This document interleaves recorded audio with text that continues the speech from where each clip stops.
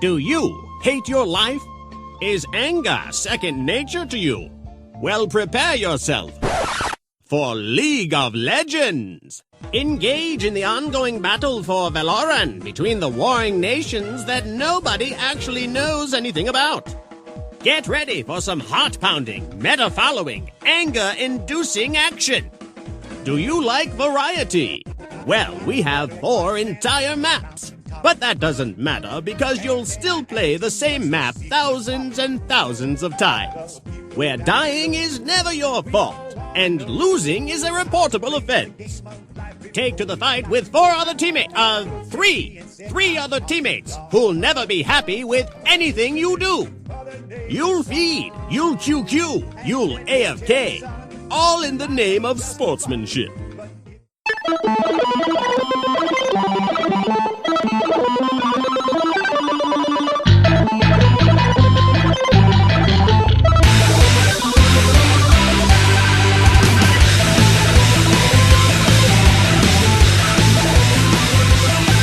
Hello and welcome to another episode of the Rollin' 20s. We are the show that's about to put our gaming sessions on Twitch.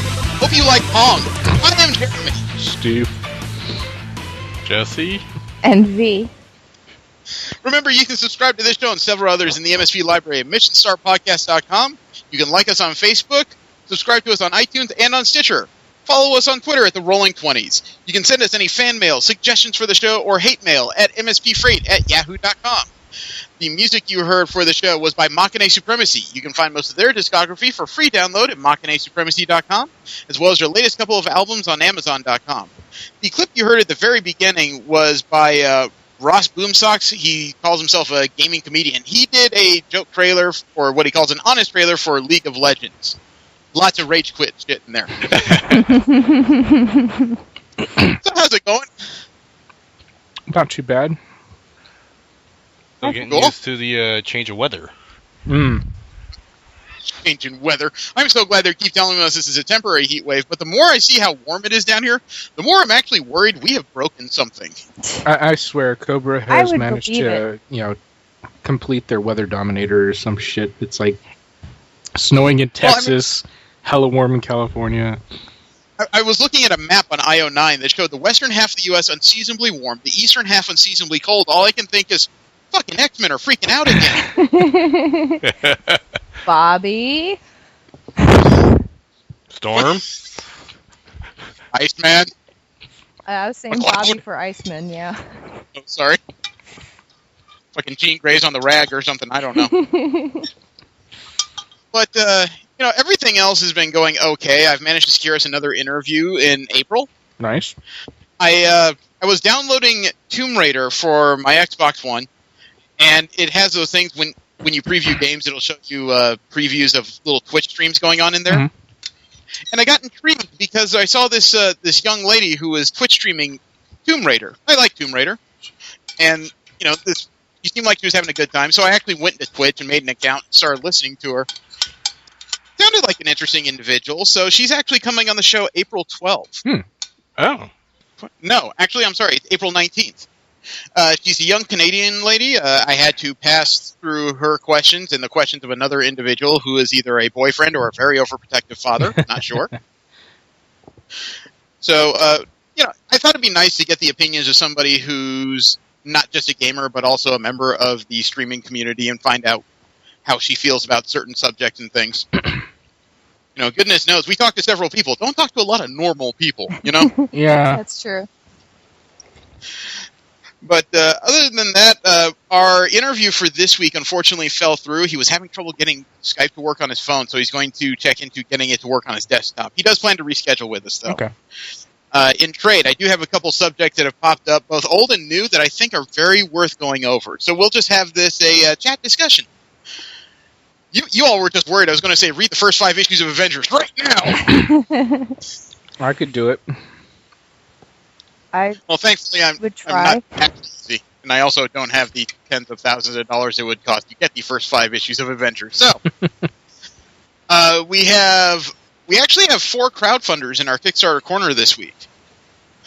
The first one is Cyborg Penguins. What now? Somebody is creating a comic book, an original comic book of cyborg penguins. And it is exactly what you think it is. It reminds me a lot of those weird 80s mashup shows that came up during the heavy cartoon period. Samurai Pizza Cats, Teenage Mutant Ninja Turtles, Street Shark, Mice from Mars. It reminds me a lot of that. Well, this Kickstarter has 23 days to go. It ends on Wednesday, April 8th. Has 14 backers. The goal to get this started is $5,000. Currently stands at $430. Seems like we run into that figure a lot. But he has several backer rewards, including the possibility of getting some cards based on the series, kind of like the old Jim Lee X-Men cards. It looks like the title characters are named Tidal Wave, Chinstrap, Frostbite, and IQ. Bionic 6. Sorry. Yeah, it looks like the money that's supposed to be raised in this Kickstarter is supposed to go to the first 4 issues of the series. It's the story and the writing are done by Jonathan Lotegelowacki. That is a mouthful. So I'm curious to see where that goes. At the same time, it's all curiosity. I don't know. Yeah. We'll see. But I have another project here that is a little bit out of the ordinary. There is a lady named Gail Ann Hurd. She's helping to produce the true story of a woman named Wilma Mankiller. The Kickstarter is called Mankiller by Valhalla Entertainment. This has 23 days to go. It ends on April 8th. Has 205 backers. The goal to get this star is $150,000. The current standing is $40,092. Now, I'm sure you're asking, why in the fuck do you care? Well, the reason why is because it turns out Gail Ann Hurd also works on another show called The Walking Dead. Oh. Ooh. And as part of her backer rewards, if you back for $750, you can get a custom voicemail message that's left for you by, I don't know, a little guy named Norman Reedus. I heard V giggle and at the same time get a little bit moist. He's not saying no all of a sudden. Well, but I'm sorry. Go on, continue. Okay. Yeah, for $750, you can get Norman Reedus, Michael Rooker, or Denai Guerrera to leave you an outgoing voicemail message. In other words, that's the voice you'll hear when somebody calls your phone. Norman Reedus, Rooker, and Guerrera play Daryl Dixon, Merle Dixon, and Michonne in the show. Or there's only 15 available at that level, and one of them's already taken. This was just put on my radar as of yesterday. There's one for $750 where you can also get tickets to a live recording of the Nerdist podcast in Los Angeles. The top goal, believe it or not, is $10,000. If you pay that much to back this project, you'll get one ticket to the season premiere of The Walking Dead's latest season in October of this year. You get to sit in the producer's row and attend the exclusive after party. Wow. Damn. They do not handle travel, though. Yeah, that'd be nice to meet Norman Reedus. You're not thinking of meeting Norman Reedus. You're thinking about 8 other things. Yeah, probably. He is the reason that I have kept watching The Walking Dead as long as I did. But we also have an Indiegogo here for the project of Con Man. Have any of you heard of this one? Yeah, Nope. It's all over Facebook. Oh my god, it has been like every place I look for news. Alan Tudyk created this one. Alan Tudyk is kind of a notorious character actor, and he's the one who played Wash on Firefly. Yep. Okay. Okay, well, he managed to hook Nathan Fillion into working on this project, too. It is going to be a comedy, I think movie, not series, about a man who makes his living going to sci-fi conventions based on a show he used to be on. Okay. Yeah, he's one of those guys who makes his living as a celebrity guest of conventions.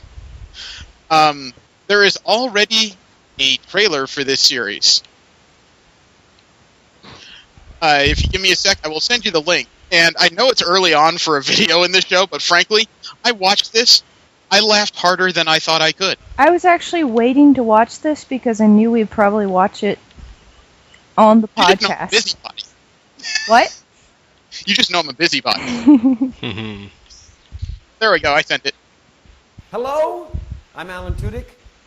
Welcome to Indiegogo. For the people who have made this. It starts off with a man doing a little bit of a preamble. You've been on Indiegogo and you did amazing things. You're still doing them. I want to say thank you and show you this. It's Con Man.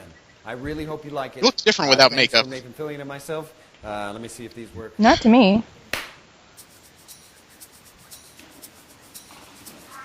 Okay, after the clap is when the video actually starts. Come on. Work.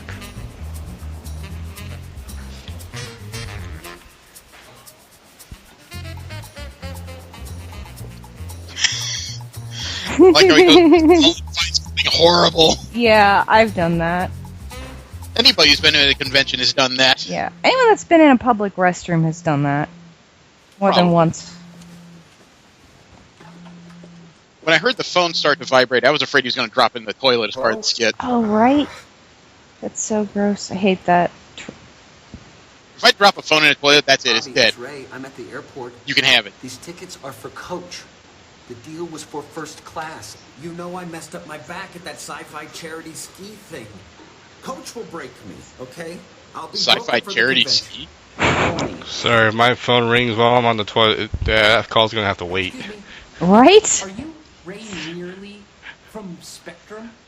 This is the horrible part. No. Oh my God. No. I recognize your voice. Oh, no, I'm a huge Spectrum. As much as I would never do this, you know there's about 20 other people per every one of me that would. No. I just bought this. It seems kind of perfect. Come on.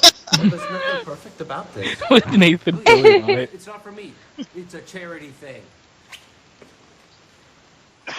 Charity. Host a Spectrum marathon benefiting people afflicted with spastic. Usually when you tap your shoe under a stall, it means something else. I'm sorry, spastic? Seasonal pig crinkling stem.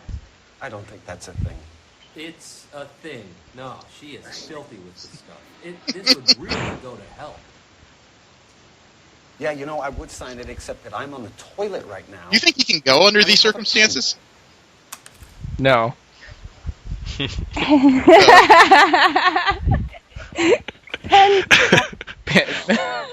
I'm sorry, excuse me. I've been listening. Just out of curiosity, out of the four of us here, who would actually do this? Did you ever watch Spectrum? Not me. No. Which Not of these me. things? None of these things would I have done. This guy flew the spaceship. And y'all were in a magazine. Now it's a three-stall conversation. Jack Moore is. He was the captain of the spaceship. You guys are like best friends. Right? Oh, hold up. Jack Moore from Return to He's Tomorrow. clenching. I love that movie. Oh, great movie. He was amazing in it. Oh, made the movie. I'm done here. So.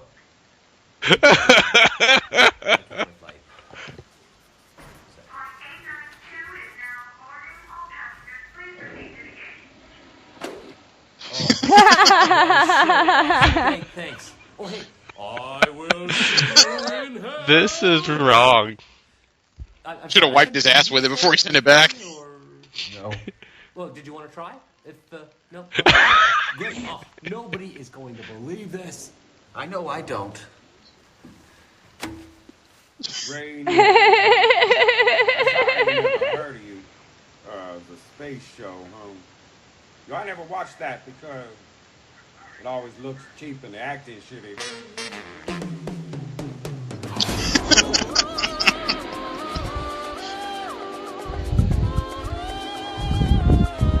Yeah, after watching that trailer, I gotta admit, I want to see the series now. Yeah, me too.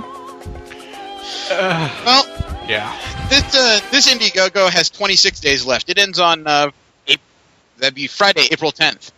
It has a goal. It has 26,513 backers. The goal to get this started is $425,000. Currently sits at $1,879,562. Yeah, kind of. Wow, what a surprise. They hit their opening goal within a day, maybe a day and a half. They have all kinds of stretch goals. They only have 2 more left, actually. At $175,000, they'll add another episode to the series, and Alan Tudyk will read every funder's name in a video. Oh, wow. That's going to be like and half an hour of reading names. I'm sorry, they haven't updated their Indiegogo because they have already passed that. And then at the 2 million goal, they unlock a new perk for the DVD Blu-ray set. And that would be... So, they haven't listed what it is. It just says unlock DVD Blu-ray perk. So there's several levels already to get involved at. The top level is $25,000, where you celebrate Nathan and Alan's belated birthdays with them. They will fly you and a friend. They'll actually pay for you to go somewhere. Oh, if only I had $25,000 just laying around. Oh, get this. It's not just travel. And put you up so you can spend some time at a fun park of Nathan and Alan's choosing to celebrate their birthdays. There will be cake. There will be laughter. There might be tears of joy. There will also be many selfies. You also get 2 of everything at the showrunner level. The time and date will be decided so it fits everyone's schedule. The cake is a lie. That's actually really freaking awesome.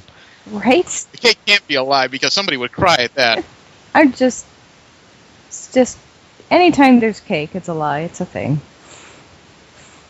And the highest one that's more attainable, or at least attainable to my standards, would be $1,250. A financier get to attend the first screening of the first episode of Con Man in L.A.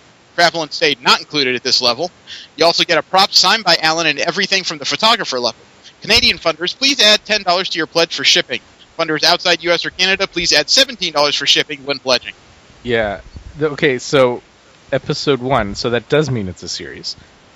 Yeah. Okay. I look forward to this one. Yeah. I just need to know when it's coming. And what service. The last Kickstarter I have is, it's a good one. Believe it or not, it's for Rift Track Live 2015. It is a Kickstarter for 4 movies they want to do. For May 6th, they want to do The Room. For July 9th, Sharknado 2. October 1st, The Miami Connection. December 3rd, sounds horrific, Santa and the Ice Cream Bunny. Oh, I don't even want to know. I'm not sure I do either. It has 5 days to go. This one actually ends next Saturday, March 21st. It has 2,682 backers. The goal to get this project started is $75,000. Currently sits at $180,132. Excellent. Bill, Mike, and Kevin are going to be pretty busy. And if they get $200,000, they will make a brand new Rift Track MP3 for Harry Potter and the Deathly Hallows Part 2, and every backer will get it for free. Nice. Let me see. At $250,000, they're offering a Sharknado 2 live Rift Track download. Every backer at 75 or higher will also get the free downloadable stream and the Sharknado 2 live show. The higher tiers here, or the highest one, is at $1,500. There's only 2 left at $1,500, and it's called the Sharknado 2 VIP Guest of Honor. Everything in the $250 rewards package, plus attend the Sharknado 2 live show in July as a guest of Rift Tracks. Tickets in the first 3 rows for you and a guest at the Belcourt Theater in Nashville. You will be on screen and thanked personally during the show. Attend the rehearsal the day of the show, get a personal happy hour meet and greet with Mike, Kevin, and Bill the day before, and get a Rift Tracks goodie bag. You have to provide your own travel and lodging in Nashville for a July 9th show. That sounds super interesting. However, we're going to be pretty busy that weekend. Yeah. Mm-hmm. So, darn, missed the boat on that one. From there, we will pop into video game news. The first story I've got is, it only recently crossed the news deck of Yahoo Tech, but that may be because you know how news sources are. They're a little late when it comes to techno-drama. Mm-hmm. Hackers have found a way to blackmail gamers. Okay. Uh-oh. What? You haven't heard of this before? This was relatively old news to me. First I've heard of it. Okay. What happened is, one of the various ways that you can get malware is downloading illegal mods. A lot of people tend to do that. Mm. When you download certain mods, they send a virus to your computer, which encrypts several files, including all your game saves and several game files. I'm assuming these are illegal for MMOs, not... MMOs, other games, all kinds of PC stuff. Yeah, first-person shooters have mods as well. So anytime you try and boot up one of these, yeah. Anytime you try to boot up one of these games that has been encrypted, it comes up with a page that has a timer on it telling you that you have usually somewhere between 3 and 4 days to provide money via Bitcoin to a particular site that they give you a link to. If you don't provide the money within X amount of time, the encryption key that will unlock your computer will be destroyed.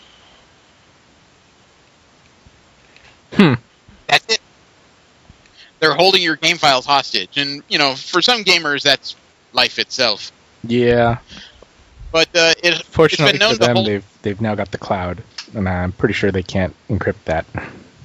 I don't think so, but it holds ransom game files from several popular games, including Call of Duty, StarCraft 2, Diablo, Fallout 3, Minecraft, Half-Life 2, Dragon Age Origins, Elder Scrolls, specifically Skyrim-related titles, Star Wars Knights of the Old Republic, Warcraft 3, Fear, Saints Row 2, Assassin's Creed, Soccer, and Resident Evil 4. It also targets several online games like World of Warcraft, League of Legends, and some Valve games. Jesus. Well, that's why you don't download illegal mods. Yeah, and the other problem is, you were mentioning cloud. Because of the auto backups of some of these games, it can infect the cloud files as well.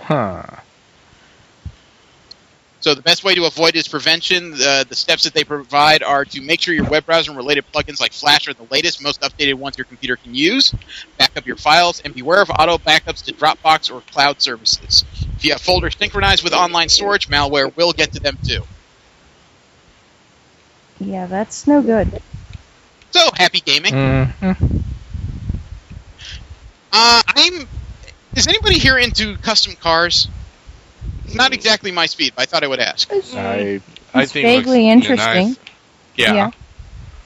Okay, there was a car up for sale recently called a Bravado Banshee. It was made out of a 2006 Dodge Viper. The reason why this made it into video game news is a Bravado Banshee is the knockoff Viper used in Grand Theft Auto.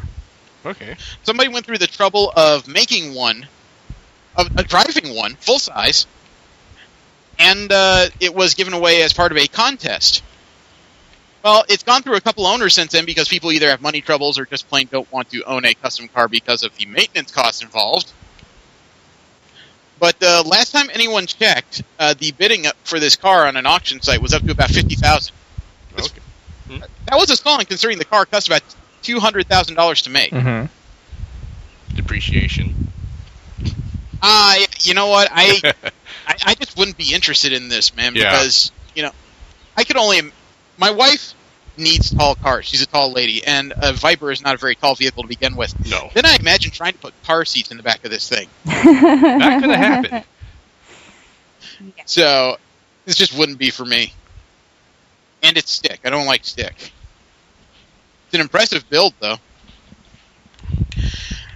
The Halo comic book that's coming out via Dark Horse called Halo Escalation. It's been the ongoing story of the Halo universe since the Spartan Ops storyline, and it's recently hired writer Duffy Bordeaux. But it's continuing the story of Spartan Commander Sarah Palmer, Catherine Halsey, Commander Joel Madama chasing each other while trying to track down the Janus key, which is the key to all Forerunner artifacts. Turns out this storyline is going to tie directly into Halo 5. Really? It doesn't say how exactly it's going to hook up, but this comic picks up basically where Spartan Ops ends and is going to come up to where Halo 5 begins. So if you're interested in continuing that story, it sounds like Halo Guardians or Halo Escalation is what you need to be reading. Apparently. Good to know. Did you ever imagine StarCraft could be a shooter? StarCraft? They were I talking saw about this. possibly making an MMO. No, someone had mod his damn it. Words. Try again. Use your words. Someone, I think, modded or hacked into their StarCraft and turned it into a first-person shooter. Well, someone technically modified their I don't know if you can technically mod StarCraft. That's two different game styles. Somebody would have had to have worked to make it off of another basis. Well, I don't know. They've been really doing a lot of modding tools and everything for StarCraft 2. It's possible. Well, like I said, that's two different games. One's a strategy game, the other one's a shooter. And according to what I'm looking at, it looks like somebody took a game called Psionic Warfare Total Destruction and made a StarCraft mod for it. Ah, okay. Probably used StarCraft jump. There would be quite a jump from taking a game that has no first-person shooter ability and then making it. Right. I don't think you can do that via simple no, it simple would not mod. be simple, but... Well, more than likely they used the engine from one game and took the graphics from another, so... like I said, they took Psionic Warfare Total Destruction and then made a mod for that. Just a graphics overlay. I sent the trailer. I sent the gameplay video for you to look at.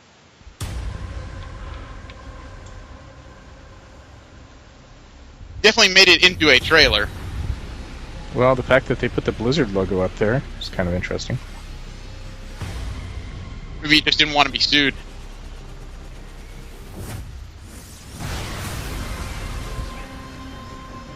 I guess my only problem is I have little to no knowledge of anything StarCraft, so I don't have much of a basis for this.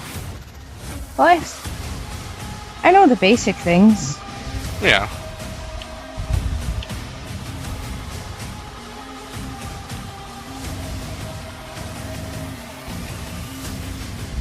Looks cool. What I'm looking at is a curiosity for sure. Oh, you can even get in the Viking. Nice. And it transformed. Excellent.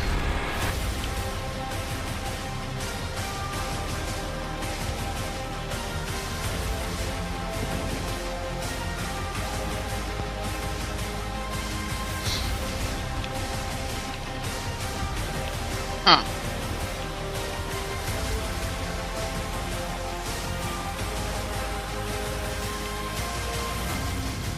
Well, the music is Desolation by Really Slow Motion. You can find that on Amazon MP3. And according to the link on the page, you can play this game right now on the free StarCraft 2 arcade. That's actually pretty cool. I agree. I especially like the fact that when the Viking transforms and blasts off, it actually set the Zerg on fire. That was pretty cool. Well, I got another video game trailer for you because there's a lot of people out there who are Mortal Kombat fans. Mm-hmm. There have been people that have been caught sideways by the fact that Johnny Cage is returning as a playable character in Mortal Kombat 10 or Mortal Kombat X, depending on who doesn't know Roman numerals. Uh-huh. And as it turns out in this trailer, he has a family. Huh. He had sex with Sonya Blade and had a daughter, Cassie. I sent the link. Ah, damn it.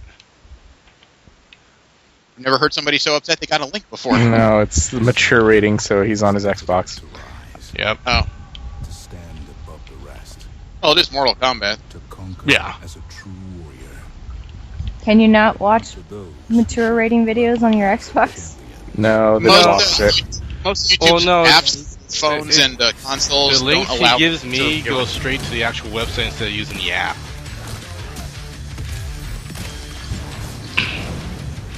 What's your update from Colonel Flag? He said, "Why are you bothering me?"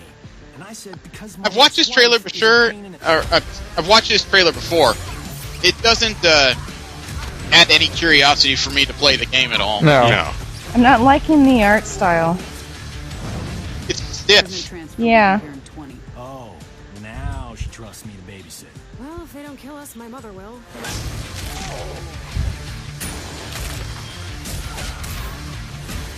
I'm unclear how this guy became just a skull. They have these moves called X-ray moves, where they're supposed to show the bone damage you're doing. Yep. Goro's back? Yeah. Looks like they're bringing everyone back. I'm not sure that's necessarily a good thing, because I thought somewhere around Mortal Kombat 3 they were really stretching when it came to character design. Clones upon clones upon clones of, I don't know, Ninjas. Yeah, there we go. And they all wear BMX armor. No, those are the cyborgs. Yep. Never mind. But you got cloned themselves. Yeah. I have another trailer for you because it's official. There is a new English trailer for Final Fantasy Type 0. That is actually getting a Western release. Ooh. It's coming out on March 17th for the Xbox One and PS4 already. I think you want to see this one? Yeah. Yes. Okay. There it is. Jesse, bad news for you. Oh, damn it. Yeah, I've been looking at this one. I'm thinking about getting it. Wandering souls. I'm hearing. When I first heard about it, I thought, might be something I buy. Let our humble song clear. Definitely starts bleakly. Yeah. We kindle the vampire chocobo. So walk on and become the light. He got saved by a giant chicken. He doesn't deserve that sword. What do you think, girl? Is this the end? Ren, If you're hearing this, fall back immediately. I repeat, withdraw from the front line at once. What's the story supposed to be? I don't know, but it looked like a bunch of school kids. It's Final Fantasy. The story's going to change 3 different times. We no longer have a choice. What's with you? Yeah, this is a Japanese game. There's always school kids. When the seal of creation is broken, a voice like thunder shall sound. That actually wouldn't be the first time they did that story. Final Fantasy VIII was technically a bunch of school kids. Yeah. Yeah. I don't think there were any school kids in 7. No? No, but by then the anime stereotypes were already well entrenched.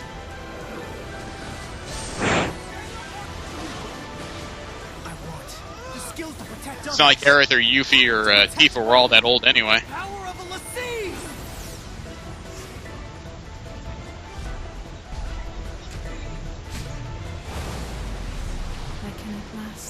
This is one of those trailers that's visually very interesting, but it's not telling me a goddamn thing. Nope. Yeah, right? Could be worse. It could tell you everything. Yeah. I'd like to know something instead of just these are all very young people getting stabbed with something. And they added a little peekaboo at the end for Final Fantasy 15. Oh, a behemoth right at the end. Well, I'm sure by now we've all heard of or remembered the game that's coming out of Star Citizen. Yep. Yeah. They're in the most money ever when it comes to crowdfunding. That may take you a while if you plan to get it. It turns out the client download for Star Citizen may be at least 100 gigs. Oh, Jesus. Now, Robert Space Industries developer Jay Masker recently clarified what players are supposed to expect, according to IO9, when the first major version of the game is available for download. Right now, that's supposed to be in 2016. A user said that the client might only be 30 or 40 gigs in size, but Jay Masker said, quote, "As I've already said, I would not count on this. The game compression and asset removal is unlikely to yield such high gains that we'll be able to reduce our client size to 30 to 40 gigs. The size and number of assets that are left to deliver means that our client size is much more likely to be 100 gigs. Jesus. Unquote. Time to go out and buy a terabyte hard drive, at least. Yeah. He continued to say, quote, "Also, yes, we are optimizing game patching for speed and to only deliver diffs. But this is unlikely to reduce actual patch size. Again, each patch has hundreds of assets. Each of these assets are at times 200 megabytes. This leads to 2 to 6 gig patches. And if we end up doing a file type refactor and have to re-download 30 to 40% of the assets on the hard drive, then the patch will be 14 to 20 gigs, unquote. So, obviously, getting ready to play this game will be like waiting in line for the Matterhorn at Disneyland. Yeah. I hope or starting a new expansion for WoW. I was one of the many who helped kickstart it, so I think I'm getting a copy, but I hope you're getting a hard drive with it. I have a terabyte already. How much is left? Let me look. All of my Steam is on it. Oh, actually, most of it. Oh, okay. Actually, need to go through a cleansing on mine. This person came up with the most interesting way I've ever seen to get married to a gamer. Okay. Indie Furniture on Etsy has created a chest that when you open it has a surprise inside. Take a look at that picture. What do you think? What's inside? Now, that is a recreation of a Zelda chest. When you open it, not only does that rupee rise up, but it gives the same sound effect you would expect to hear in any of the video games, the victory sound effect. Oh, that's cool. And that rupee, the reason why it looks kind of unusual is because it's a jewelry box. Nice. It has a ring inside it, right? Technically, it could, yes. An engagement. That would be awesome. Man, if you buy this, you better be damn sure. But it's not. It is not cheap, though. This chest will set you back $200 on Etsy, or you can purchase just the rupee ring box for $60. That's why I say you better be damn sure. Seems like a reasonable price, actually. Yeah, to be honest, that doesn't seem outrageous. Yeah. Although, could you imagine having the lady open that box, she opens up the rupee, and she hands you back the rupee and says, "I'm sorry, your princess is in another castle." All I can say is I know one person ended up modding a copy of Chrono Trigger just to propose to his girlfriend. And she could never pass the level. No, I think he was sitting there watching her play through it. Okay. V, it's kind of funny that you mentioned Steam earlier. Oh? There was a story that recently came out about Valve. According to the Better Business Bureau, Valve scored an F. That's no good. Wait, is that good? No, it's not. No, it's not. Better Business Bureau scores things the same way that grade school does, A to F. Mm-hmm. And according to the Better Business Bureau page on Valve, people have filed 717 complaints about Valve and Valve-related services, 502 of which they've completely failed to respond to. The majority of the complaints are about problems with the products or services. The Better Business Bureau says that Valve has failed to resolve underlying causes of a pattern of complaints. I think most of those are stemming from their early access type games that people can put up there. It's not necessarily something that Valve is responsible for. It's something that the game companies themselves they are providing it, but it's not something that Valve has control over. They can't force the game developers to come out with these games, which is why they put a disclaimer on it saying, "Hey, you buy this at your own risk," because there's no guarantee it's going to come through. Wait, how long has early access been a thing? Like several years. A while now. At least 2 years. It's probably 3 or 4. Well, it's turned out to be a more systemic problem than that. According to a summary, quote, on June 25th, 2013, Better Business Bureau recognized a pattern of complaints from consumers regarding product, service, and customer service issues. Consumers allege that the games they purchased from Valve Corporation or Steam malfunction, do not work, or have an invalid CD key. Consumers also complained that the company blocked users from accessing their library of games. Consumers further allege that they attempt to contact the company for assistance, but Valve Corporation fails to correct the gaming issues, does not correct credit card charges or issue a refund, or does not respond at all. On July 1st, 2013, Better Business Bureau notified the company of the complaint pattern. To date, the company has not responded to the Better Business Bureau's request to address the pattern. Unquote. Whoa. It's interesting because I've never had any issues with them whatsoever. If it was a couple of individuals, I'd say it may have just been a bad case. But I mean, 717 complaints. I really want to see if this is taking place like in a particular demographic somewhere, or what's going on. Yeah, that's the curious thing too. Because honestly, 717 people, that's puny compared to the amount of users on Steam and on Valve. That's like minuscule. Well, 717 is who reported to the Better Business Bureau. When you consider how many people actually do that, that's a small, probably, cross-section of the problem. True. Well, to be honest, those who actually would report to the Better Business Bureau are people that actually think, or actually even know it exists, maybe. Yeah, I have now and again. I admit that freely. The story on Kotaku, the writer of it decided to ask Valve Business Development Authority Eric Johnson about what was going on behind the scenes in regards to these. He replied that Valve doesn't really consider the Better Business Bureau a priority, but that users have the right of it. Valve needs to toss its busted customer service program in the incinerator and start over. According to Johnson's actual reply, quote, "The Better Business Bureau is far less useful proxy for customer service issues than Reddit. We don't use them for much. They don't provide us as useful of data as customers emailing us, posting on Reddit, posting on Twitter, and so on. The important thing is that we don't feel our customer service support is where it needs to be right now. We think customers are right.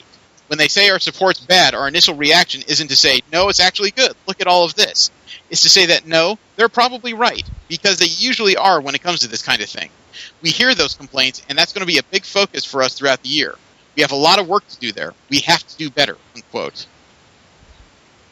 Well, then they are aware of it. And honestly, if they're looking for more input straight from the consumers than they are from Better Business Bureau, so be it. Yeah. Well, the thing is, though, a lot of people are probably already trying Reddit and email and not getting through. It sounds like this is a deeper problem than just the sake of an email. Right. Besides which, just being aware of it doesn't actually fix anything. I could point to the SPJA. They're aware of a lot, but they don't do dick about it. True. So it's really going to come down to, are they going to do anything about it? I know. And just because you have the attention of one suit doesn't mean he's going to be able to get anything done versus other suits. Right. Last bit of video game news I have.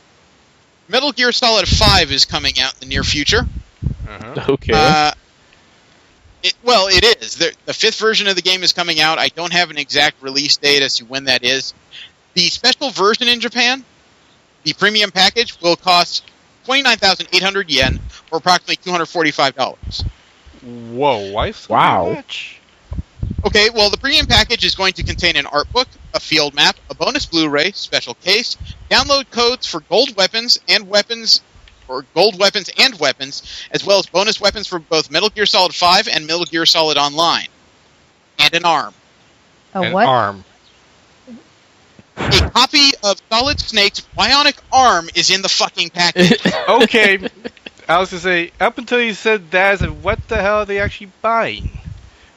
It does look like you can change the position of the fingers on this thing. However, I don't want this on a shelf. Take a look. I like it. I don't know why. First off, it's a strange-looking piece. Secondly, you know that most gamers up to about the age of 14 and male are going to have that thing doing just one position on their goddamn shelf. Yep. Although, for me, I'd be tempted to just do the Terminator 2 thumbs up, but, I was about to say, maybe I should qualify that, because I mean the middle finger. I'm afraid some people might think, you mean 14-year-olds are going to do the Spocker on the shelf? That's dirty! I wouldn't want to... Paying $60 for a game I already think is a stretch. Yeah. As a long-term gamer, I think they're getting more money than they ought to. However, paying $245 for the chance to get an expanded case and an arm? Fuck you, no. Just no. Oh yeah, you're saying people. I'm saying it's like, good lord. If you really want the arm, you'll pay for it. If you don't care, then you won't. $245, you better be able to shake my goddamn hand. They are providing other things too. I just still don't think it's enough. Let's see. We'll move into Marvel media news. We'll talk about the comic book projects Marvel has that do not fit onto a comic book page. First off, I know we have seen the Daredevil trailer. Yes. And it looks like it's going to be amazing. Yep. First up, what we have here is that the Daredevil series has hired 6 more individuals already. They're adding 6 new cast members, and this show is going to debut on Netflix on April 10th. How the frick are they getting this done?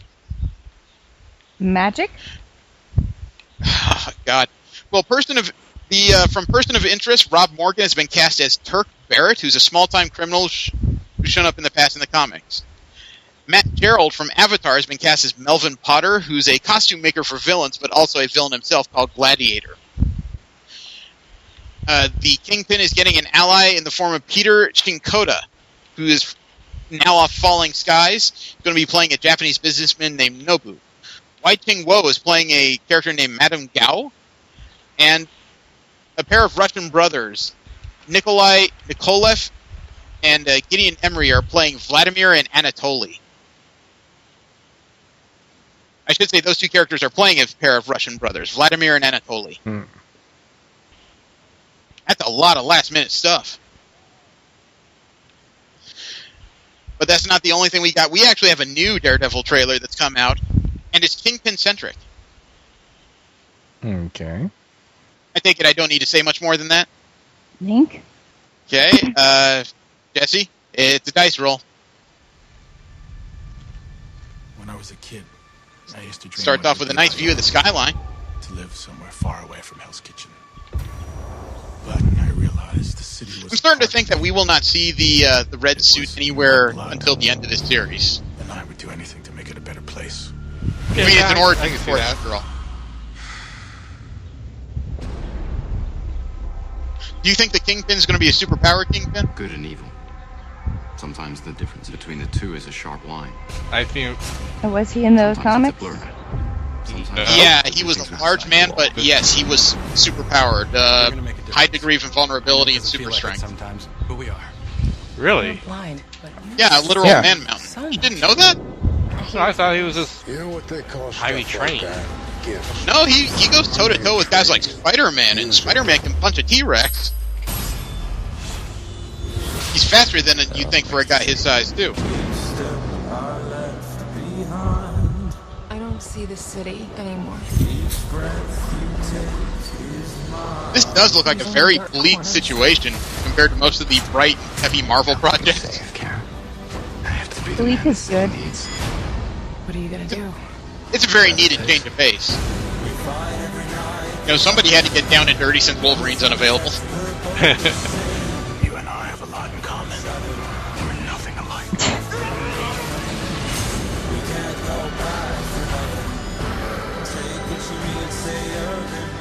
You think it's going to be radioactive waste in the eyes again?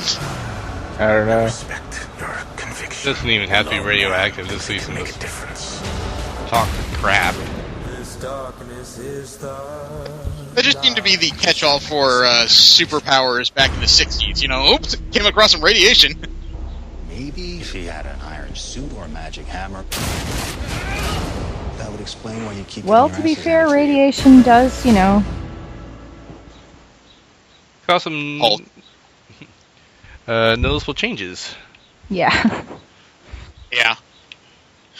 Well, not all is good when it comes to Marvel media. Agents of S.H.I.E.L.D. has hit a new ratings low. Aww. The last episodes were so good. I know, the last episodes were actually really engaging. But when it comes down to it, Agents of S.H.I.E.L.D. on ABC was third in the ratings in their demographic with a 1.2 and 1.2 in their demographic with 3.7 million viewers, which isn't terrible, but when it comes to network, that's not great. I don't... You know, I'm willing to bet you that these ratings are just bullshit because I watch it on Amazon. I don't know if Nielsen's have caught up to counting web plays. I really don't. I don't know what their process is. And I'll be honest, I watch things the next day myself. I don't watch them as they play. Yeah. Yeah. Or how about, you know, sit to record them to watch later, or, you know, watching them on some other medium. Mm-hmm. But since we're on the... I mean, I still enjoy the show regardless of what the ratings are. Let's not bullshit that. But I will say this. There's two theories I have as to what's going on with Mockingbird and Mac. Yeah. What are your theories? I want to know how close I am. The only theory I have is they're working for Nick Fury. Yeah, that's what I was thinking, is that they're working for Nick Fury, because they're obviously not Hydra. Okay. Well, I got a couple that aren't that. I know that's the first one I discussed, but I've kind of changed off that. First one is perhaps they're forming SWORD. Ooh. Since they seem to be so concerned with alien threats, and SWORD was supposed to be the Marvel agency that dealt specifically with alien threats. You know, maybe they're hunting for information for a new agency, or, and this may be a stretch, but it falls in line with everything else going on, perhaps they're Skrulls. See, and that's the thing, that's what I was saying to Jesse, is like, I still don't get what's going on with Sky's father, the fact that he knows so much about this, apparently Kree technology, but I don't think he's Kree. So that made me wonder. He's not Kree. He's an Inhuman. He's Mr. Hyde. Okay. Because I was wondering when they were going to bring the Skrull into it. I was like, okay, well, he seems to have some kind of shape-shifting ability. I was wondering if he was a Skrull. Yeah, Sky's father in the series is the TV equivalent of Mr. Hyde, who in this version is an Inhuman. He probably learned a lot just from his wife. Mm. She was the one who seemed to indoctrinate new Inhumans. Why wouldn't she talk to him about it? Yeah, that's a good point. But moving forward, we've got some new photos of Kristen Ritter playing Jessica Jones in AKA Jessica Jones, the follow-up to the Daredevil series. It's only one new image, but apparently whenever they took this was after a scene where she had taken some shit. Take a look at this. Take a good look at her left cheek and above her left eye. Mm.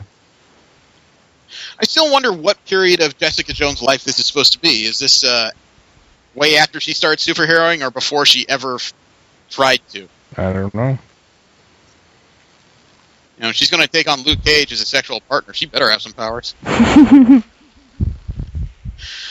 A Disney CEO has also opened up. You know how Disney movies lately have had a no smoking ban? Yeah. There's no smoking in any of their films of any type. No pipes, no cigars, no cigarettes, no vaping. Nothing like that? Sure. Disney is officially extending that to their Marvel line of movies as well. At the shareholder meeting on Thursday, Disney CEO and Chairman Bob Iger answered a question by an audience member concerned about previous Marvel movies not having a no-smoking policy similar to that to Disney's in-house movies, and Iger responded that he's extending Disney's long-held no-smoking policy to all youth-related Disney films except for historical representations. I thought Marvel already had something like that already instituted back in 2001. They had done that in the comic books, but what they found out is the Cajun guy that's flipping around with a quarterstaff doesn't look as interesting without a cigarette in his face. What about the Canadian with the claws? Cigars don't come up near as often as they used to. Now they're definitely a once-in-a-while thing, and he stopped doing that entirely, it seemed, when he turned into the headmaster at the school. Well, that's not unreasonable. I don't care about smoking as long as there's something in context. Yeah. Chain smoking it's very tiresome when it comes to movies, but I mean, in something like Constantine, made a lot of sense. That was a guy who didn't give a shit either way. Or you just saw too much of it. Not the TV show, the movie. And I've noticed that in the latter stage of the TV show's season, he started smoking again. So obviously a lot of people are going, fuck, this guy's way too stressed not to smoke. Last bit of Marvel media news I have is a happy one. Remember the Super Bowl bet between a couple Marvel stars? Yep. Chris Pratt is a Seahawks fan. Chris Evans is a Patriots fan. Right.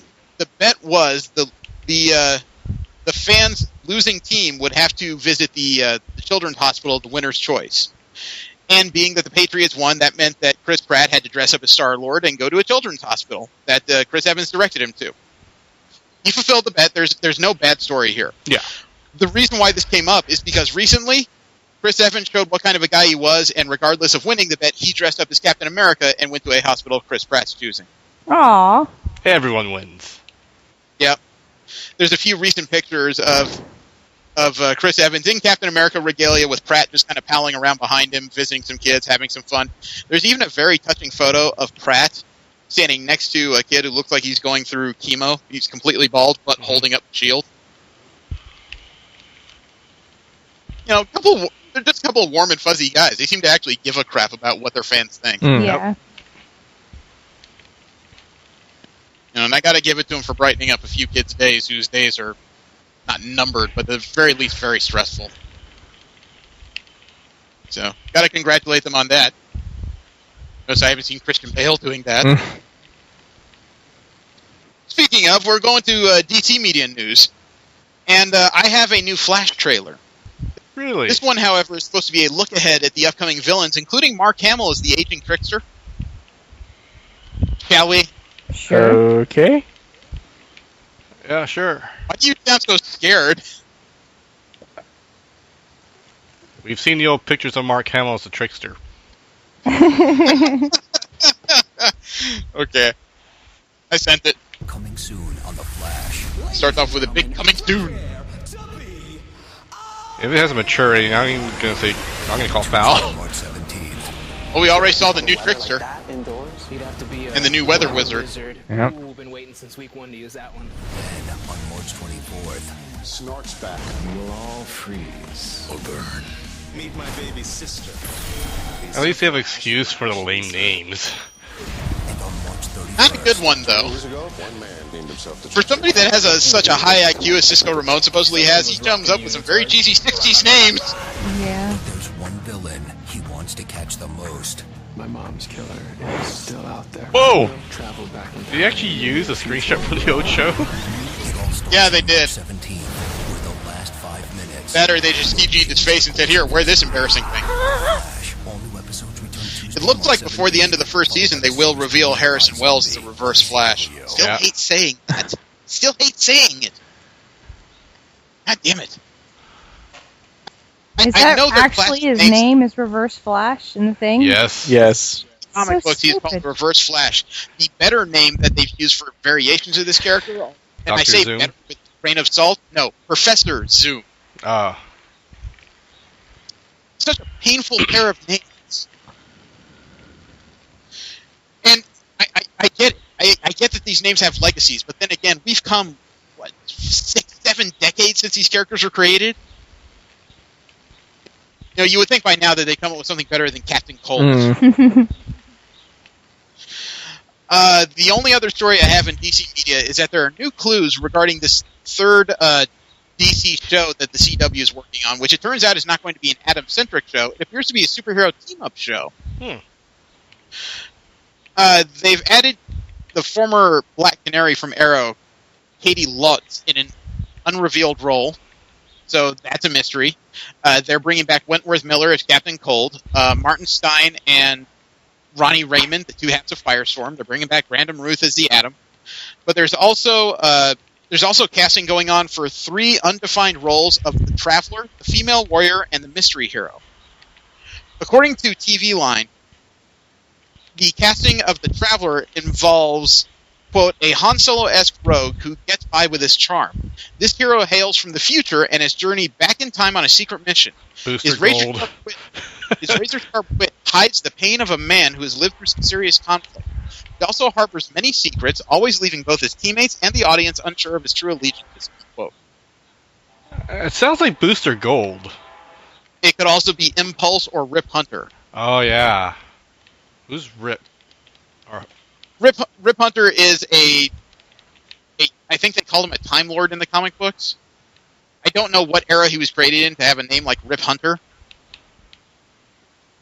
The second casting of the Female Warrior is described as somebody who is, quote, a something Latina who is book smart, socially awkward, but unassuming in her looks. According to this report, this unnamed character turns into the hero when she hears the cry of battle at night, unquote. I don't know enough about DC to guess that one. Some people are guessing Hawk Girl, however, I don't know. Those wings is a serious budget for. The cry of battle at night. It sounds like half the people I know and watch. Let's see, the third hero, the mystery hero, is a character in their 20s, quote, but in this case an African-American male. A street-smart guy who unexpectedly gains powers and then, as part of the team, regularly quips about the insanity of the situations, unquote. Static? No. I was going to get Black Lightning. There is a hero named Black Lightning in DC. Lightning or Black Bolt? Black Lightning. Huh. That's his actual name, Black Lightning. I still remember the Harvey Birdman episode involving that character. You know, it wasn't even my idea to call myself Black Lightning. It was Aquaman. I said, how about we call you Whitefish? I remember that. I don't know. It definitely sounds like a team-up show. I hope there's enough there. That's all I can say. We'll move into general media news. Sometimes there's comic book or nerdy properties that don't have to do anything with Marvel or DC. First off is a biggie. I have the trailer that was played at the recent Apple presentation for Game of Thrones Season 5. Ooh. Wow, she's that up. Gimme? Oh, I said that! Shit! People in your mouth. Lannister. Baratheon. Stark. Tyrell. They're all just spokes on a wheel. I admit, when I first started watching this show, it was a curiosity. It was some kind of minor sword and sorcery thing. The further it's gone along, I realized how smart the book series is. It did something a lot of other series don't really do too well, and that is capture closer to the daily lives of these characters. Yeah. I'm going to break the wheel. Sometimes their daily lives are interesting, sometimes they're mundane, but it seems that George R. R. Martin had an idea for all of it. He took a lot from history, too. What's coming with it? We can learn to live with the wildlands. I'm not very good when it comes to medieval history, mainly because sword and sorcery tends to be about European history, and that's never been an interesting subject to me. We are the many. We serve the gods. It does appear they've added a lot. Justice. City out. I've also heard that the guy who plays the mountain who rides in this show, the guy's multi-talented. He's an actor on the show, he's a DJ, and now he's just won legitimately the World's Strongest Man title. Really? Yeah. Mm-hmm. Yeah. I mean, that's a modern version of a Renaissance man if I ever heard it. That does a little bit of everything in different genres.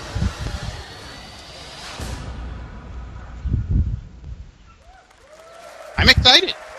So excited. I believe that starts next month, actually. However, they've run into a little bit of a problem. And it's not directly with the show, it's with HBO itself.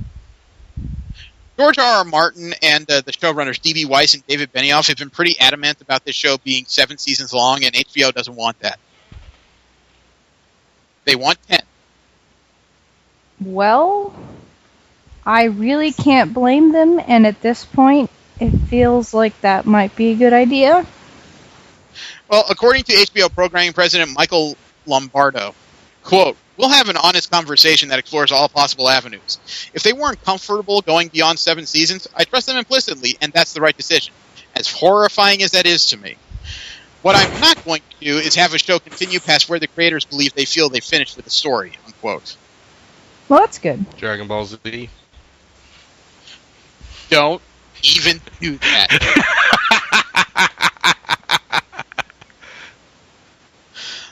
In further general media news, have you guys ever wondered what happens when the heroes end things on a happily ever after note? Of course. Dorkly.com have a collection of what artists see happening after the happily ever after in several movies and animated features. I sent it. The first page, it's a 3-page article. The first page has to do with Harry Potter, The Next Generation. Well, they're not tripping around the Enterprise. Calm the fuck down. They're just talking about the next generation of, what the characters would have spawned afterwards.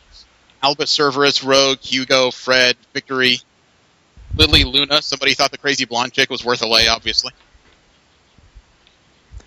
No, Lily is one of Harry's kids. Oh, really? Yeah. Wow, that's scary. I do like the picture of the Weasleys at Diagon Alley. Yeah, I like that. Almost looks like that pet. It looks like that pet carrier is a cat launcher. Beauty and the Beast. Yeah, the next page has to do with a couple of things. Beauty and the Beast. Family portrait's a little odd. The Beast Family Picnic is kind of cute, if a little weird. I thought he actually transformed into a prince at the end. So did I, but maybe some people are just really into the idea that she could love him for the Beast, who he is and what he looks like.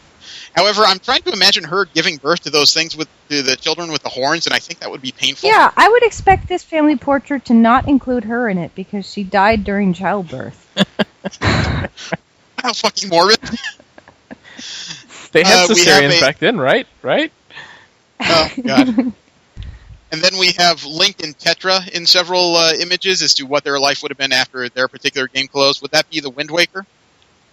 Or Windwalker, or whatever? I would assume.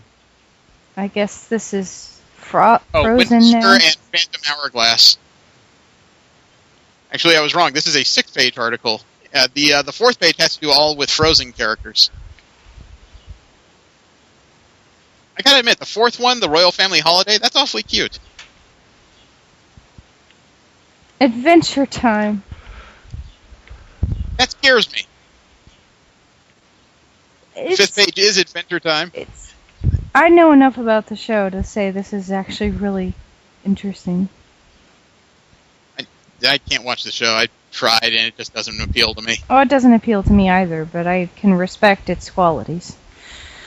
And the 6th page is all about families from Disney shows. You have Snow White, Tarzan, Rapunzel, Mulan, Hercules, and Hercules. They all have exactly one baby. Except the last one. Mulan's got one in waiting. Oh, well, I was going to say Disney's ethnic cleansing policy. Only a firstborn child. The rest are slaughtered. It's very Spartan. No, they gave up their firstborn child to Rumpelstiltskin.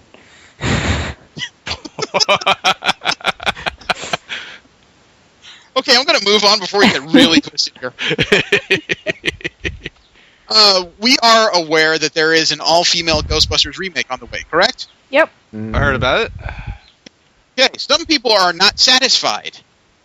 Because now Sony has announced they are planning a guy-themed Ghostbusters movie. You mean the original? Well, I doubt that because you'd have to put Harold Ramey on a stick. But Sony is planning a guy-themed Ghostbusters film.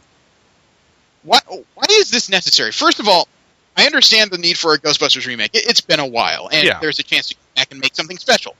Male, female, I don't care about. But just because they're making a female-led Ghostbusters film does not mean we need a guy Ghostbusters film, too.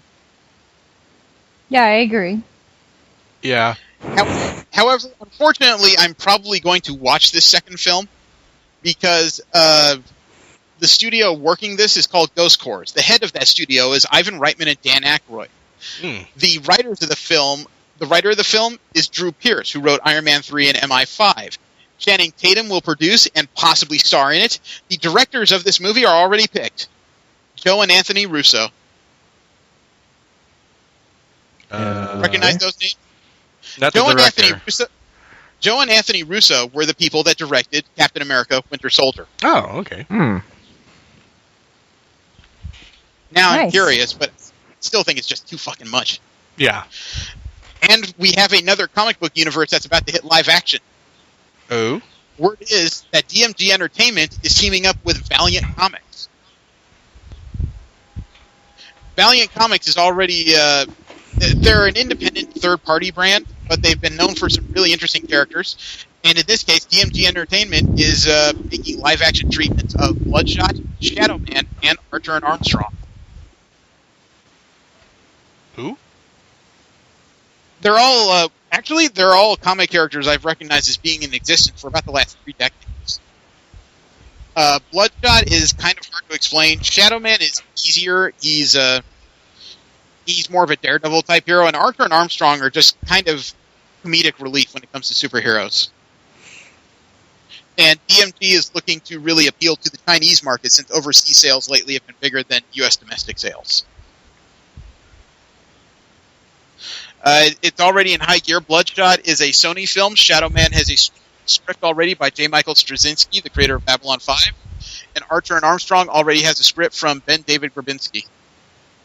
Nice. There's already TV shows in development too. So they're moving into this pretty fast. Steve, Jesse. Yeah. Did you ever watch Electra Woman and Dyna Girl? Maybe? It was a Sid and Marty Krofft 70s superhero show, Electro Woman and Dyna Girl. Never heard of it. I want to think it sounds familiar, but I honestly couldn't tell you. I'll tell you what. Here is an image from the original 70s show. Dated is a good way to put this picture. Okay. Yeah, no, I'm pretty sure I didn't watch it. Yeah. I watched it in small spurts. You know, if it came on during a period where cartoons were being interrupted by some sport, I would check it out on a Saturday morning. The reason why this has popped up is because Legendary Studios, with Grace Helbig and Hannah Hart, is working on a reboot. They're remaking it, and they've already released one production still of the new characters. And I gotta tell you, they're nothing alike. Wow. Take a look at this picture. Definitely not dated. Nice. Yeah. Well, it might be dated, in our future, but it looks a hell of a lot better than what we saw back in the 70s. I don't think it looked that dated. Frankly, it looks like they're getting ready to save Atlas Park. Mm-hmm. It's a pretty awesome look, actually. Yeah. I could definitely see watching this one. Oh. Yeah. Depending on what the plot is, I still don't know anything about interesting car in the background. They haven't said anything about plot yet, but that's the only image we've got thus far. Okay. If you're a Star Wars fan, say it's a trap. It's a tarp. He's the only one? Really? I said earlier, it's a tarp. The other two meatheads are not, you're not Star Wars fans? Huh? No. What about... I said, if you're a Star Wars fan, say it's a trap. Oh. It's a trap. It's a trap. Okay. Well, this is not a trap. The new... No secret, Phantom Menace is... I think they're done filming already. They're working on post-production. It's supposed to be out in 2017. Do I have that correct? I don't know. Phantom Menace or Force Awakens? I've been trying to keep my enthusiasm very minimal, just in case. Well, the good news is the entirety of The Force Awakens stars Jar Jar Binks. That's good news. I'm kidding. I'm kidding. Okay. We all had heart attacks through the internet. Okay. No, the reason why I brought this up is because the spin-off film, not the series film, but the first spin-off has been announced, at least in title. It's going to be called Star Wars Rogue One. Okay. That's the only detail that's come out about it. They haven't said anything about what this story conceivably is. Okay. Any guesses as to what this could be about? Squadron of X-Wing fighters? I don't know. Rogue One sounds more singular than that. I remember an old video game called... One of the call signs, Rogue Leader, Rogue One, Rogue, that type of... Well, I know what Rogue Squadron was. That was a long-standing comic book in Dark Horse. But this is just Rogue One. Yeah, I don't know. Maybe the unkillable Wedge Antilles actually had a child. I don't know. They've also announced that Star Wars Episode 8 is going to have a release date of May 26, 2017. Rogue One is scheduled to come out December 16th, 2016.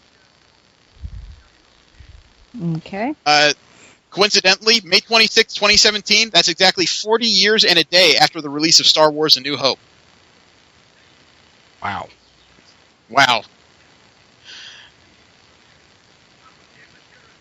The Force Awakens, though, is scheduled to come out December 18th of this year. Boy, I was fucking wrong. Disney CEO Bob Iger announced it. This is a busy year for nerds, isn't it? Right. We're starting to take over the world. Not entirely, because also at that shareholder meeting, Bob Iger announced Frozen 2. I heard about this. There's not much to say because they didn't release any other details. They haven't released anything in regards to who's writing it or who's directing it. However, I do like IO9's response of Frozen 2 should be titled, "We are printing our own money at this point." At the same time I heard that announcement, I saw a trailer for Hotel Transylvania 2. I saw that trailer. I didn't add it because I was running out of space and I didn't know who would have that in context or not. You know, all I can ask is that whatever proceeds that Disney makes off Frozen, buy back the X-Men, please. It's also been announced that Seth Rogen is looking for stars for Preacher right now, and the top of Seth Rogen's list is Dominic Cooper, the guy who played Howard Stark in Agent Carter and Captain America: The First Avenger. Uh-huh.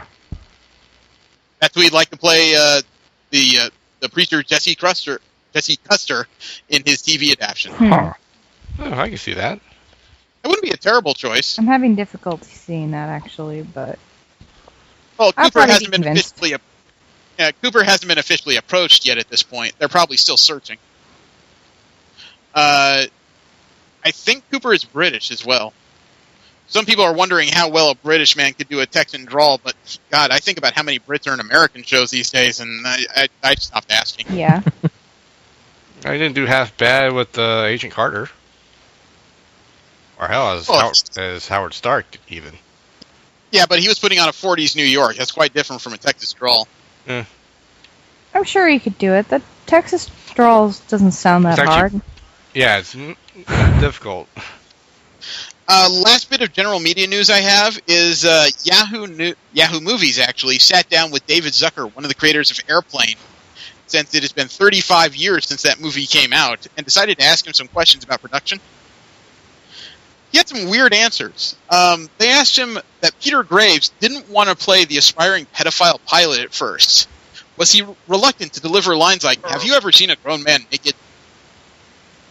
According to Zucker, quote, Peter Graves' reaction to the script was, "This is the most disgusting piece of garbage I've ever read." His wife and his daughter read it, and they laughed all the way through and said, "Dad, you have to do it." So he was ready to do it when we shot. He put himself in our hands, and a lot of it was due to the fact that our executive producer was Howard W. Koch, who used to be the head of production at Paramount Studios and who was really a beloved older figure. I think he was the one who assured Stack and Graves that this was going to be okay and helped us wrangle Lloyd Bridges. Bridges' problem was that he kept trying to make sense of his dialogue, and Stack said, "Just keep talking." Stack totally got it. "Just do it," unquote. Nice. They also asked him about another infamous set of scenes in Airplane. Looking back on some of the jokes, do you wince at some of them now? I'm specifically thinking of the talking jive gag. Quote, "I think it would work today, but it's not as fresh today because it's been done. There are certain things that maybe people wouldn't try now because they're not PC. We didn't care about that. I think so many comedies today are probably too self-conscious about being PC, and that interferes with the comedy, because to get the laughs, you have to be outrageous. You have to go for it. Yeah. You cannot care about all the rules and niceties," unquote. Yeah. I totally like older comedies way better. And there's a remake of The Naked Gun coming. Okay. It says now there's going to be a remake of The Naked Gun starring Ed Helms. Do you have any involvement with that? Quote, "I have no involvement in it. They own it, and they wanted to do it with Ed Helms and 2 writers. It won't be like The Naked Gun that I did. It may be good, but it won't be that kind of movie. They're going to use the title. They asked me if I wanted to produce. They're nice people, but they don't want to do that style of spoof that I do. I would want somebody who'd never been in a comedy. Ed Helms is very well known for 3 of the biggest comedies ever. I understand why Paramount is doing what they're doing. If my name was on it, I would be making all sorts of suggestions and trying to change it, and it would be frustrating," unquote. And the last part of this I'll read to you is that, believe it or not, he's never seen Airplane 2. You know what? I don't think I have either. No. Quote, "None of us," he said, quote, "none of us ever saw it. No desire. I wasn't even curious. Jim Abrams just said, if your daughter became a prostitute, would you go and watch her work? It was just completely unnecessary to do it, but the studio had an asset that they wanted to exploit. It's all business. I'm used to it. I don't have any emotions about this stuff anymore. Paramount wanted to do The Naked Gun 4. I just didn't want my name on it. If it's great, that's fine. People should go back and look at other credits. I'll stand by anything I've done, even if it's not successful," unquote. There you go, straight from the horse's mouth. Are you guys okay, or did you all fall asleep or something? It's just, I have no response to that. Yeah, I brought up some salient points. We'll move from there into Marvel comic news. We'll talk about the news of the page. Most of Marvel comic news has to do with the same thing it's had to do with the last 2 weeks, and that's the changes coming as a result of the Secret Wars. Mm-hmm. One new title that they've announced spinning out the Secret Wars is Mrs. Deadpool and the Howling Commandos. Oh, God. Oh, wow. For those that may not be aware, Deadpool has a wife who is some kind of demon queen. Some kind of what? Demon queen. Her name is Chick. She likes him a lot. She thinks he's interesting. And it appears that she's getting her own series starring a bunch of monsters from Marvel Comics, including Frankenstein's monster, the Mummy, and Man-Thing. I think I see Werewolf by Night, or it could just... Oh yeah, that's Werewolf by Night. The Living Mummy, Frankenstein, and Marcus the Unbeatable Centaur. What? That's the name of the character, Marcus the Unbeatable Centaur. I'm almost afraid to ask what exactly that means. Hey, Great Lakes Adventure sounded like a shitty idea until I read it. You gotta stop groaning and just try something out once in a while. Yeah.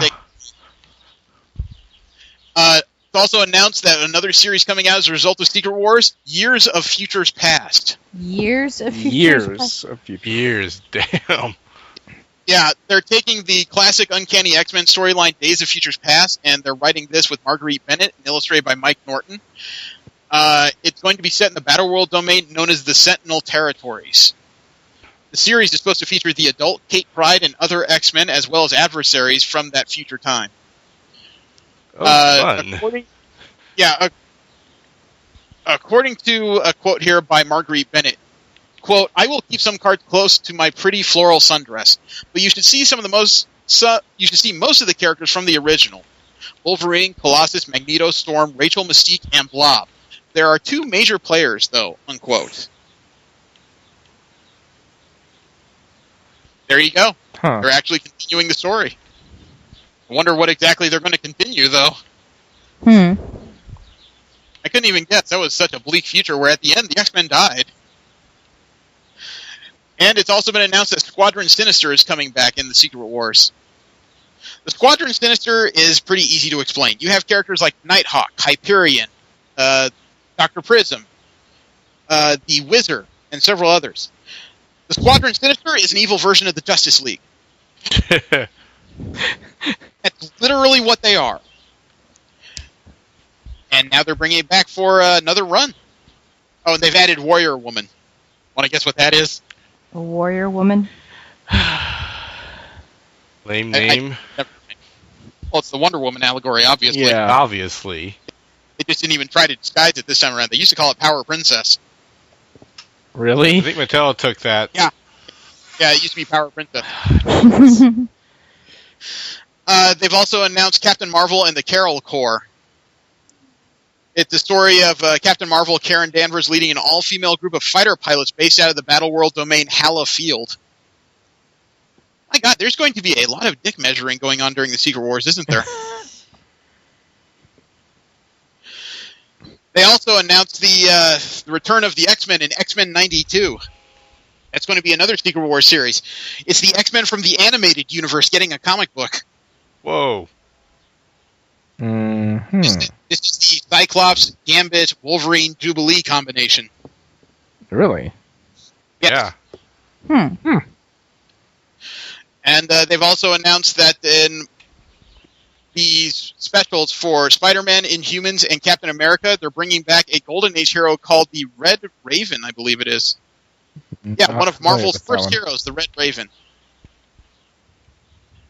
They're connecting his homeland, the Eyrie, as one of the lost cities of Inhumans.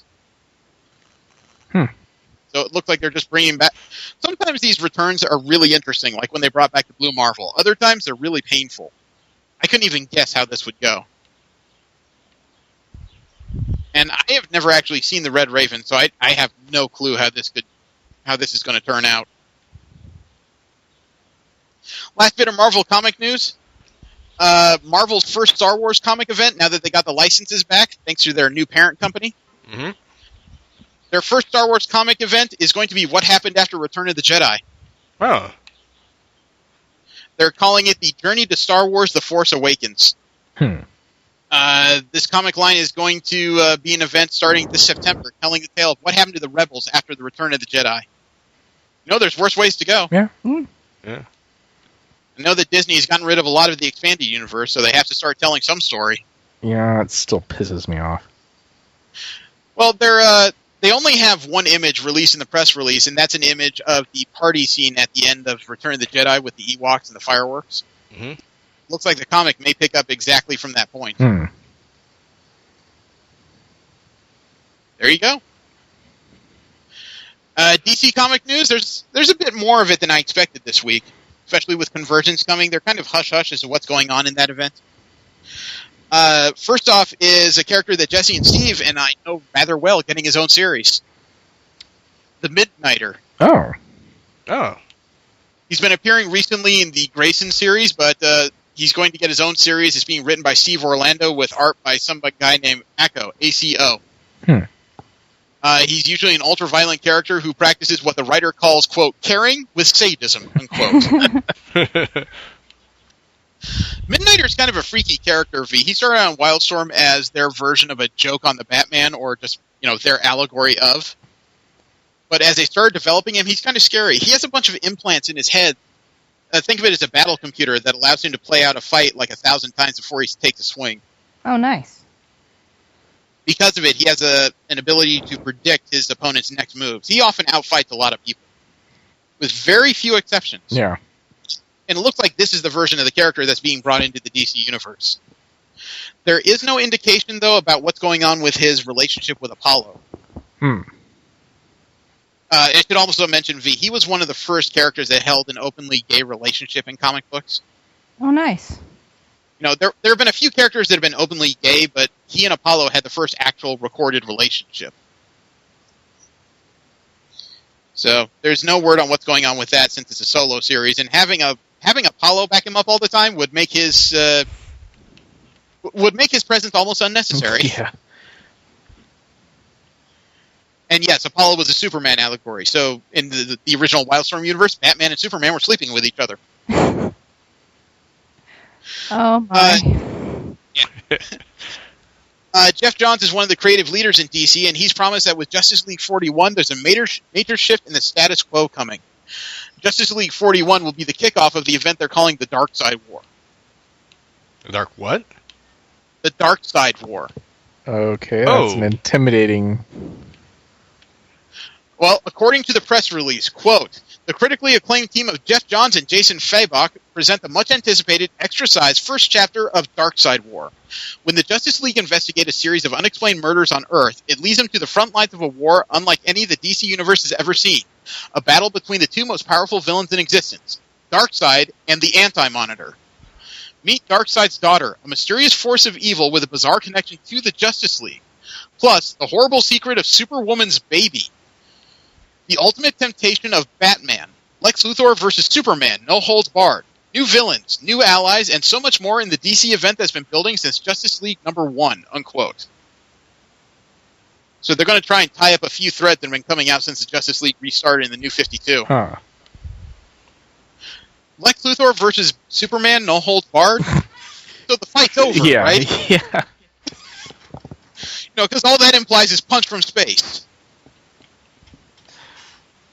Or well, apparently he's got that new explosion power, and he just lands on so just nuke him. Lands on the Lex's penthouse and just boom. Well, after the end of Earth 2, it looks like they're making a new version of the Justice Society of America. This one appears to have new versions of the Earth 2 Flash, Green Lantern, Batman, Hawkwoman, and Power Girl sporting a Superman S. No boob window. She actually has a shield now. Well, that's good. About time, isn't it?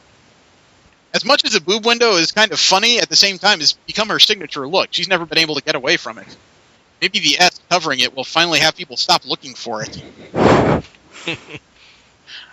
the S is Velcro.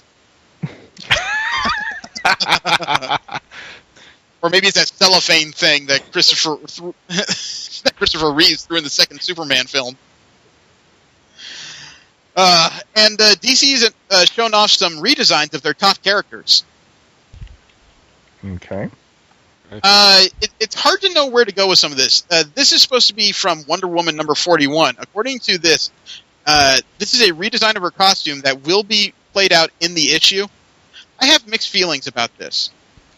I sent you the link so you could take a look. Now, first thing you'll notice is she has her legs covered. Okay. Hey, that's rare for Wonder Woman these days. Yeah. It almost looks like she's wearing a Wonder Woman variant of the latest Superman uniform. Yeah. But I have a few questions here. Number one, why is she wearing that loincloth thing? I mean, kudos for giving her pants and everything, but does she need extra coverage? Well, it is more armor-esque. I suppose. Secondly, if you're going to give her this new fancy armor, why is she still wearing hooker boots? And let alone, everything on this is blue, red, and gold, with the exception of those boots, which are crimson and white. Well, the chest piece has the white star on it, and so does the... Aldrin. Yeah. The boots just stand out way too much, though. The white stripes are bothering me. Third, what the fuck is up with the wrist spikes? Right? I don't know. I guess her wrist guards of Uber parrying are getting an upgrade. I just look at this, and the total package, it looks like Wonder Woman as designed by Rob Liefeld. You know, there's aspect of it I like. I like the full armored look. I like the shoulder pauldrons. I like the belt and the brass bands up over the bust. Those are nifty.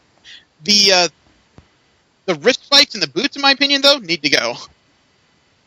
There's got to be other ways to do this. The loincloth thing bothers me, but I don't know if I'd have to get rid of it. I don't know. But I don't have that much problem with the costume. I do admit that the boots should probably, instead of white, be gold. Or, give them actual greaves instead of, yeah. Yeah, and change it away from this odd leather. Yeah. Well, she's not the only DC character getting a new look. This is the new look of Superman. Oh, you mean the way he looked when they first did New 52? Well, that was a prequel story. It looks like this is going to be his look. Well, you notice they didn't just give him a t-shirt and jeans to play with. He also cut his hair for some reason. Yeah, and he looks like he just got off a drunken bender. Yeah, for Superman to get a haircut, does that require like a weed whacker or something? Well, I notice he's got what looks like the remains of his cape wrapped around his knuckles, so... Yeah. Possibly. I don't know. Honestly, he probably just used the mirror trick and just, used his laser vision to burn his hair off. That's how he shaves, apparently. Well, check out this picture that was on Yahoo Games. It's the new Superman and Wonder Woman staring at each other, and I think they both have the same expression. You're wearing my goddamn outfit. And they're not the only ones. They are not the only ones getting an upgrade. Take a look at this. This is the new Batman, supposedly post-convergence. Huh. Oh, whoa, fucking power With a armor? smoking gun? What? Nobody's quite sure who that's supposed to be in that armor, but it is going to be an armored Batman, and word is one of his first targets for pacification, I guess you could say, is Batgirl. So Barbara Gordon. He's the Bat Machine.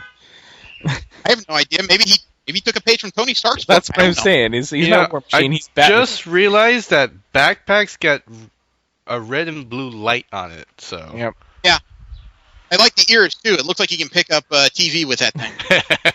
Yeah, it's not so much of a rabbit bat ears. costume, it's more of a rabbit costume now. And I'm sorry, just the shoulder-mounted missile launcher things there just remind me way too much of War Machine. Okay. Well, this is what Green Lantern is going to look like. This is supposed to be his post-convergence look, according to Yahoo Games. Continues that storyline where he is now without a ring and he's sporting that glove, but yeah, there's the page it is. He looks like a Green Lantern hobo. Yeah. Again, I pose the question. If everybody knows who you are, you're public enemy number one, why would you hide behind the green mask you've been hiding behind for years? There's a word I was thinking about. Obvious? Pride. No. Habit. Green Lantern with pride. I couldn't guess. I'd say this Habit. Maybe. Yeah. And last up on this list of redesigns, they're working on everybody, it looks like, post-Convergence. As of Flash 41 and Green Arrow 41, here are their looks. You know, I will say, the Flash is the first one of these I've absolutely enjoyed as a redesign. It seems to have taken aspects from the TV show, if you notice, with the raised chest symbol and the two-tone costume. That's the first time I can remember the Flash having a two-tone costume. It's usually been solid one color or the other. Yeah, I like that. I saw this picture. Like I didn't really think much about it, but I didn't think they changed that much. But And Green Arrow looks, normal. Green Arrow looks like he gave up halfway through. What do you mean? Well, I mean, I see the top half with that hood and the vest, which has almost become a signature for the character. But it's like he started out with this really interesting badass outfit, and then he decided to go for the cargo pants. I don't know if they're cargo pants, or I think they're more of a survivalist hunting pants, especially with the boot wraps and whatnot. I don't know, and It looks like more of a woodsman design. Maybe. The longer hair, it looks like he's halfway to a mullet.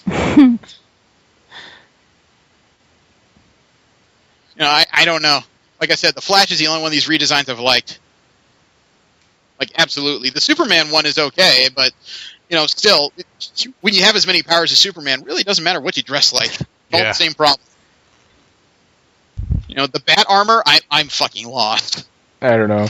I mean, if they had gone for a more Batman Beyond-esque, suit, then I would probably be more comfortable with it. But yeah, I don't get the ears. I really don't get the ears. Yeah.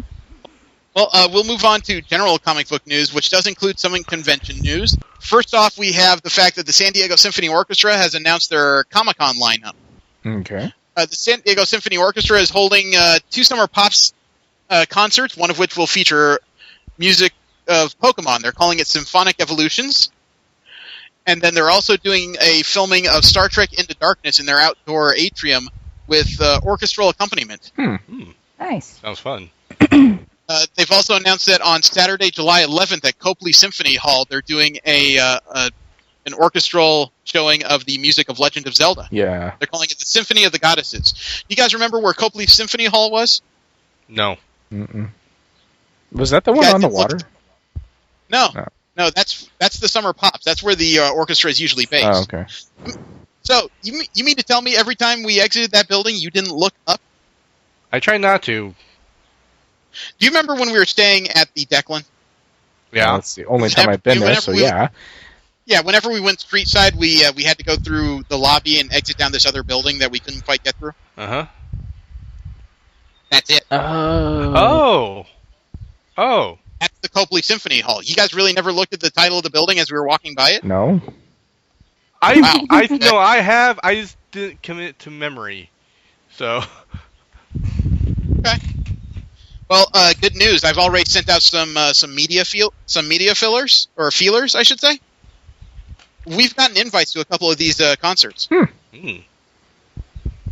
Nice. Just saying. I will work on trying to figure out where exactly they're sending us. I mean, obviously it's part of our Comic-Con coverage, but yeah, they're willing to allot us some tickets to some of these shows so that we can report on them.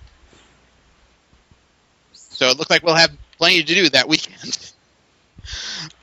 News that is not going to make Comic-Con fans happy. Remember parking sales last year? It was pretty much first come, first serve. Uh-huh.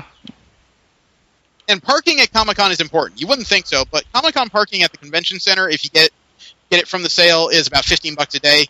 Outside, it can be $20 a day. If you go to a lot that doesn't, that is in the area but didn't do any Comic-Con sales, you could be paying $35 a day. It's ow. They've announced that this year, parking for Comic-Con is moving to a lottery-based system similar to how they allot badges.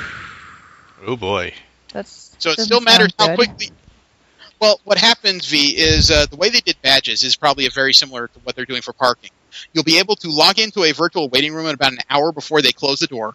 Once they close the door, they will randomly shuffle you into groups and send you through their system to buy whatever days you need.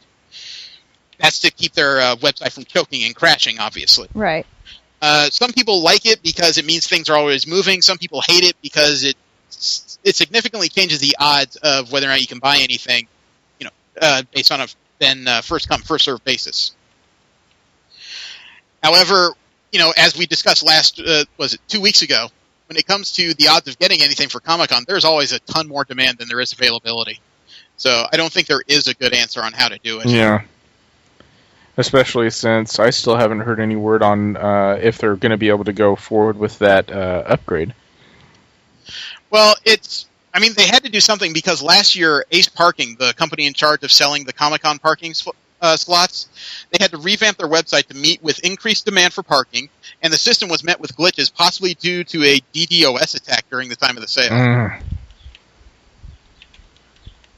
It's also possible that they just weren't expecting the sheer number of attendees who all wanted parking all at once. To register for the parking sale, you need to send an email to cci2015@aceparking.com. There's only one entry per email address between now and April 12th. After that, it'll be random drawing. And this is for parking at the Convention Center, Hilton Garage, Petco lots, excluding the lots that's been closed for construction, Padres Parkade, Diamond View Tower, Horton Plaza, and Gaslamp City Square. If you're selected, all dates will be available to you, whether from the chosen lot. Right. So if you need parking for all 4 days, you need to register and be chosen in the lottery to purchase all 4 days. I can't speak for... personally, I'm hoping to get a hotel room, but I'm parking my car at Union Station. I'm taking the fucking train. I can't speak for Jesse and Steve. And V, all things being equal, is either busing or planing, and so she'll have least trouble out of all of us. Yeah, I'm trying to care about the issue. Well, it's important for people to know because, like we said, Comic-Con, very contentious to get into. Once you're in there, you're in there, but shit. Yeah. You got a lot of work to make it. However, for WonderCon, it has been announced that DC is holding a television panel. Warner Brothers is going to show some of their episodes for their 2015 roster, including Gotham, iZombie, Teen Titans Go, and Flash. Only one I'm interested in. Well, the panel is going to be on Friday, April 3rd. Fans will be able to attend the annual Warner Brothers television screenings, which includes full episodes of The Flash and Gotham, and sneak peeks of iZombie and Teen Titans Go. Then on Saturday at 11 a.m. in room 300 AB, you can catch the Teen Titans Go episode again, and a panel featuring the producers of the show. And after that, you go to the arena for iZombie at 2:30 for a special video presentation. That's all they're saying. That sounds like a first episode. Yeah. You sound curious enough to go, Steve. It could be interesting. I'm not discounting interesting. Like I said, I'll try anything once. However, when it comes to new TV shows, if you don't grab me in a couple episodes, you suck. Yeah. You see, there is a creator from Nonplayer announcing, or he's explaining the series-long delay. Nonplayer is a comic book series from Image Comics. In 2011, it was opened up by cartoonist Nate Simpson. It had a meticulously rendered art style and a young female protagonist whose passion is virtual reality gaming. The debut issue awed critics, enamored fans, and impressed Hollywood enough to earn a movie deal, and then it stopped. Simpson's plans for a second issue were derailed by him breaking his collarbone and other real-life issues. Ooh. 4 years later, after a few false starts, Simpson is back with Nonplayer number 2, scheduled for release on June 2nd, and a reprint on April 1st of the original issue. Something tells me we just found a project we're going to have to take a look at later on. Yeah. This sounds very curious. Oh, New York Comic-Con. In no way affiliated with San Diego Comic-Con. They're two different companies. New York is expanding in a very curious direction. They've announced their second convention via their parent company, ReedPop. Welcome to the Shanghai Comic Convention. Okay. You heard that right. They're having a comic convention now in Shanghai, China. Huh. It's going to take place May 16th and 17th at the Shanghai Convention and Exhibition Center of International Sourcing. Well, that's still in Hong Kong, though. Isn't that that's a Chinese province now, right? Yeah. But it's far more open still than the other areas of China. Still, it's interesting that an American company managed to break comics into Shanghai, Hong Kong. It's an interesting opening. I mean, that's more daring than when the Anime Expo opened up their New York convention for a year. Yeah. And last in general comic news, I almost wish I could play the theme. As annoying as it was awesome because Knight Rider is making a comic book comeback. Really? Who's doing it? IDW Publishing and Lion Forge Comics. The comic is kicking off a brand new origin for the classic automobile. Kit's going to have new powers and new weaknesses, and an ensuing jump in technology over the past 30 years. Well, hopefully they still aren't going with... David Hasselhoff? Well, no. My whole thing is, when I was a kid, I didn't really understand. But now it's like, okay, so they had this company, for lack of a better term, that was going around solving crimes. That's so fucking illegal. Well, I don't know. I mean, it was supposed to be Knight Incorporated. I mean, back then it seemed like just this weird altruistic company. The more I thought about it today, maybe they're like Blackwater. Maybe they're a private security firm. Yeah, I could see that. But at the same time, you still don't... Yeah, I don't know. It'll be interesting to see what they come up with. You know what, though? The comic actually looks interesting. Here's one of the pages that was on the Newsarama story. That's not bad. I don't know, I'm not digging the dashboard. That's way too many lights. Well, maybe one of those is Wi-Fi. Maybe it's Bluetooth. Maybe one of those is wash hooker taste out. I can't say I ever watched Knight Rider. Fanta. God, that was evil. Actually, I got a little story I got to share. While we're in the midst of this interlude. My raid crew on Destiny, they got curious when I kept mentioning podcasts. They heard me go back and forth with Jesse a few times, and they said, oh, we're getting a podcast for free. So they started asking about the name, and like 2 or 3 out of 5 of them said they sat down and they listened to it when I came back next week. Mm-hmm. I asked them, so what did you guys think? And the response was, well, it's pretty good, but don't like one of you. It's like, really? Yeah, I wanted to punch one of you in the face. I'm like, wow, okay, I'll take that under advisement. Which one? He says, it's the one that bought badges and didn't buy any for the rest of you. So it's like, oh, that's my webmaster. I'll tell him you said that. Well, you don't have to say that. No, I'll tell him. You'll be interested to know that. That's the weirdest review I've ever had. It's all right, but I want to kill one of you. The funny thing is, as soon as he said that, I was a little worried. Then when he explained himself, I'm like, oh, I know which episode you heard.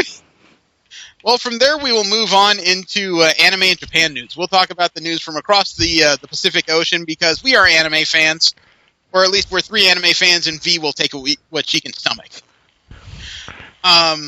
First off, sometimes the Japanese have very interesting ideas when it comes to food. We've talked about how they have Mountain Dew Cheetos.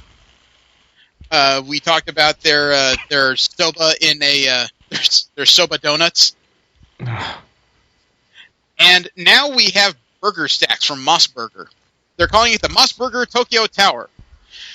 It has pastrami, 2 beef patties, onion rings, tomatoes, lettuce, and fixings. They're supposed to be the tallest burgers that the Moss Company, which is the biggest burger chain in Japan, has ever sold. Yeah, their teriyaki burgers are pretty good.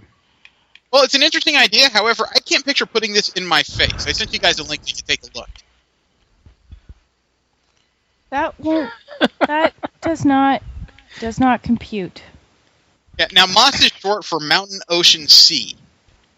The Tokyo Tower burger is 800 yen or $6.62, while the Tokyo Tower cheeseburger is 860 yen or $7.11.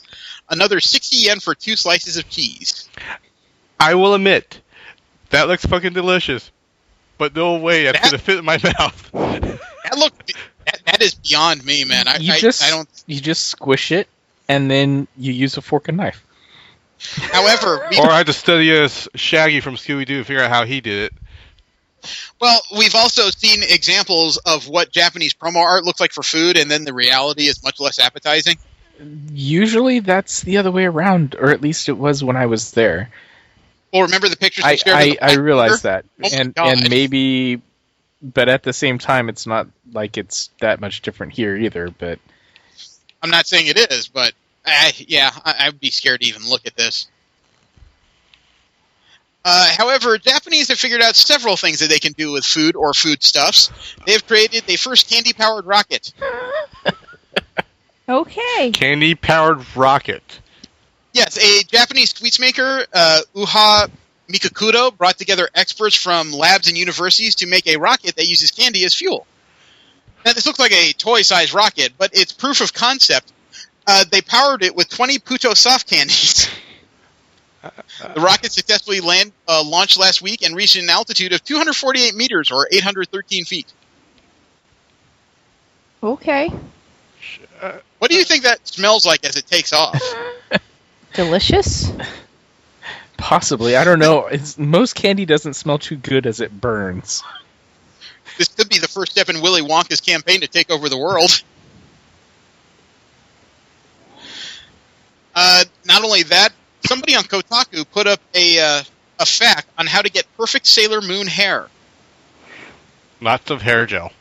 Oh, wait, no, that's Yu-Gi-Oh! This had nothing to do with hair gel. All it required was long hair. Yeah. And a couple of twist ties. I'll send you guys the... they actually put it in a graphic on how to do it. Oh, nice. All it requires is very long ponytails. And a little bit of tying ability. That actually makes it sound much simpler than I know a lot of people have done it. Mm. Huh. All it really requires is taking two long ponytails, splitting it in half, tying a knot at the base with one, and then wrapping it around itself. And there you go. Sailor Moon. Yep. A new twin tail is revised. I'd also not heard before of an architect named Kenzo Tange. He made some interesting architectural buildings all across Japan, or at least he designed them. I'll send you guys the reference link there. He makes a lot of stuff that looks like concrete mountains. Or fortresses. I'm not sure what that top one is. Oh, wait. It's the Yamanashi Broadcasting and Press Center. It looks like a freaking fortress. Right? It looks like prison. It looks like a prison in Judge Dredd. or some kind of crazy-ass refinery. Well, what about... Scroll down a little bit. Take a look at the Ninichuan Cultural Center. Yeah. Or not Ninichuan, jeez. Nichinan. Nichinan, thank you. That looks painful. That looks like you should be invading it with Superman. It looks like some kind of funky bunker. Look at St. Mary's Cathedral in Bunkyo, Tokyo. Dude, the backside of it reminds me of the prison from City of Heroes. The ziggurat? Yeah. Actually, the front side... Looking at the front side of it, all I can think of is later at the Hall of Justice. At the gym, the Prefecture Gymnasium. Nice. Jesus Christ!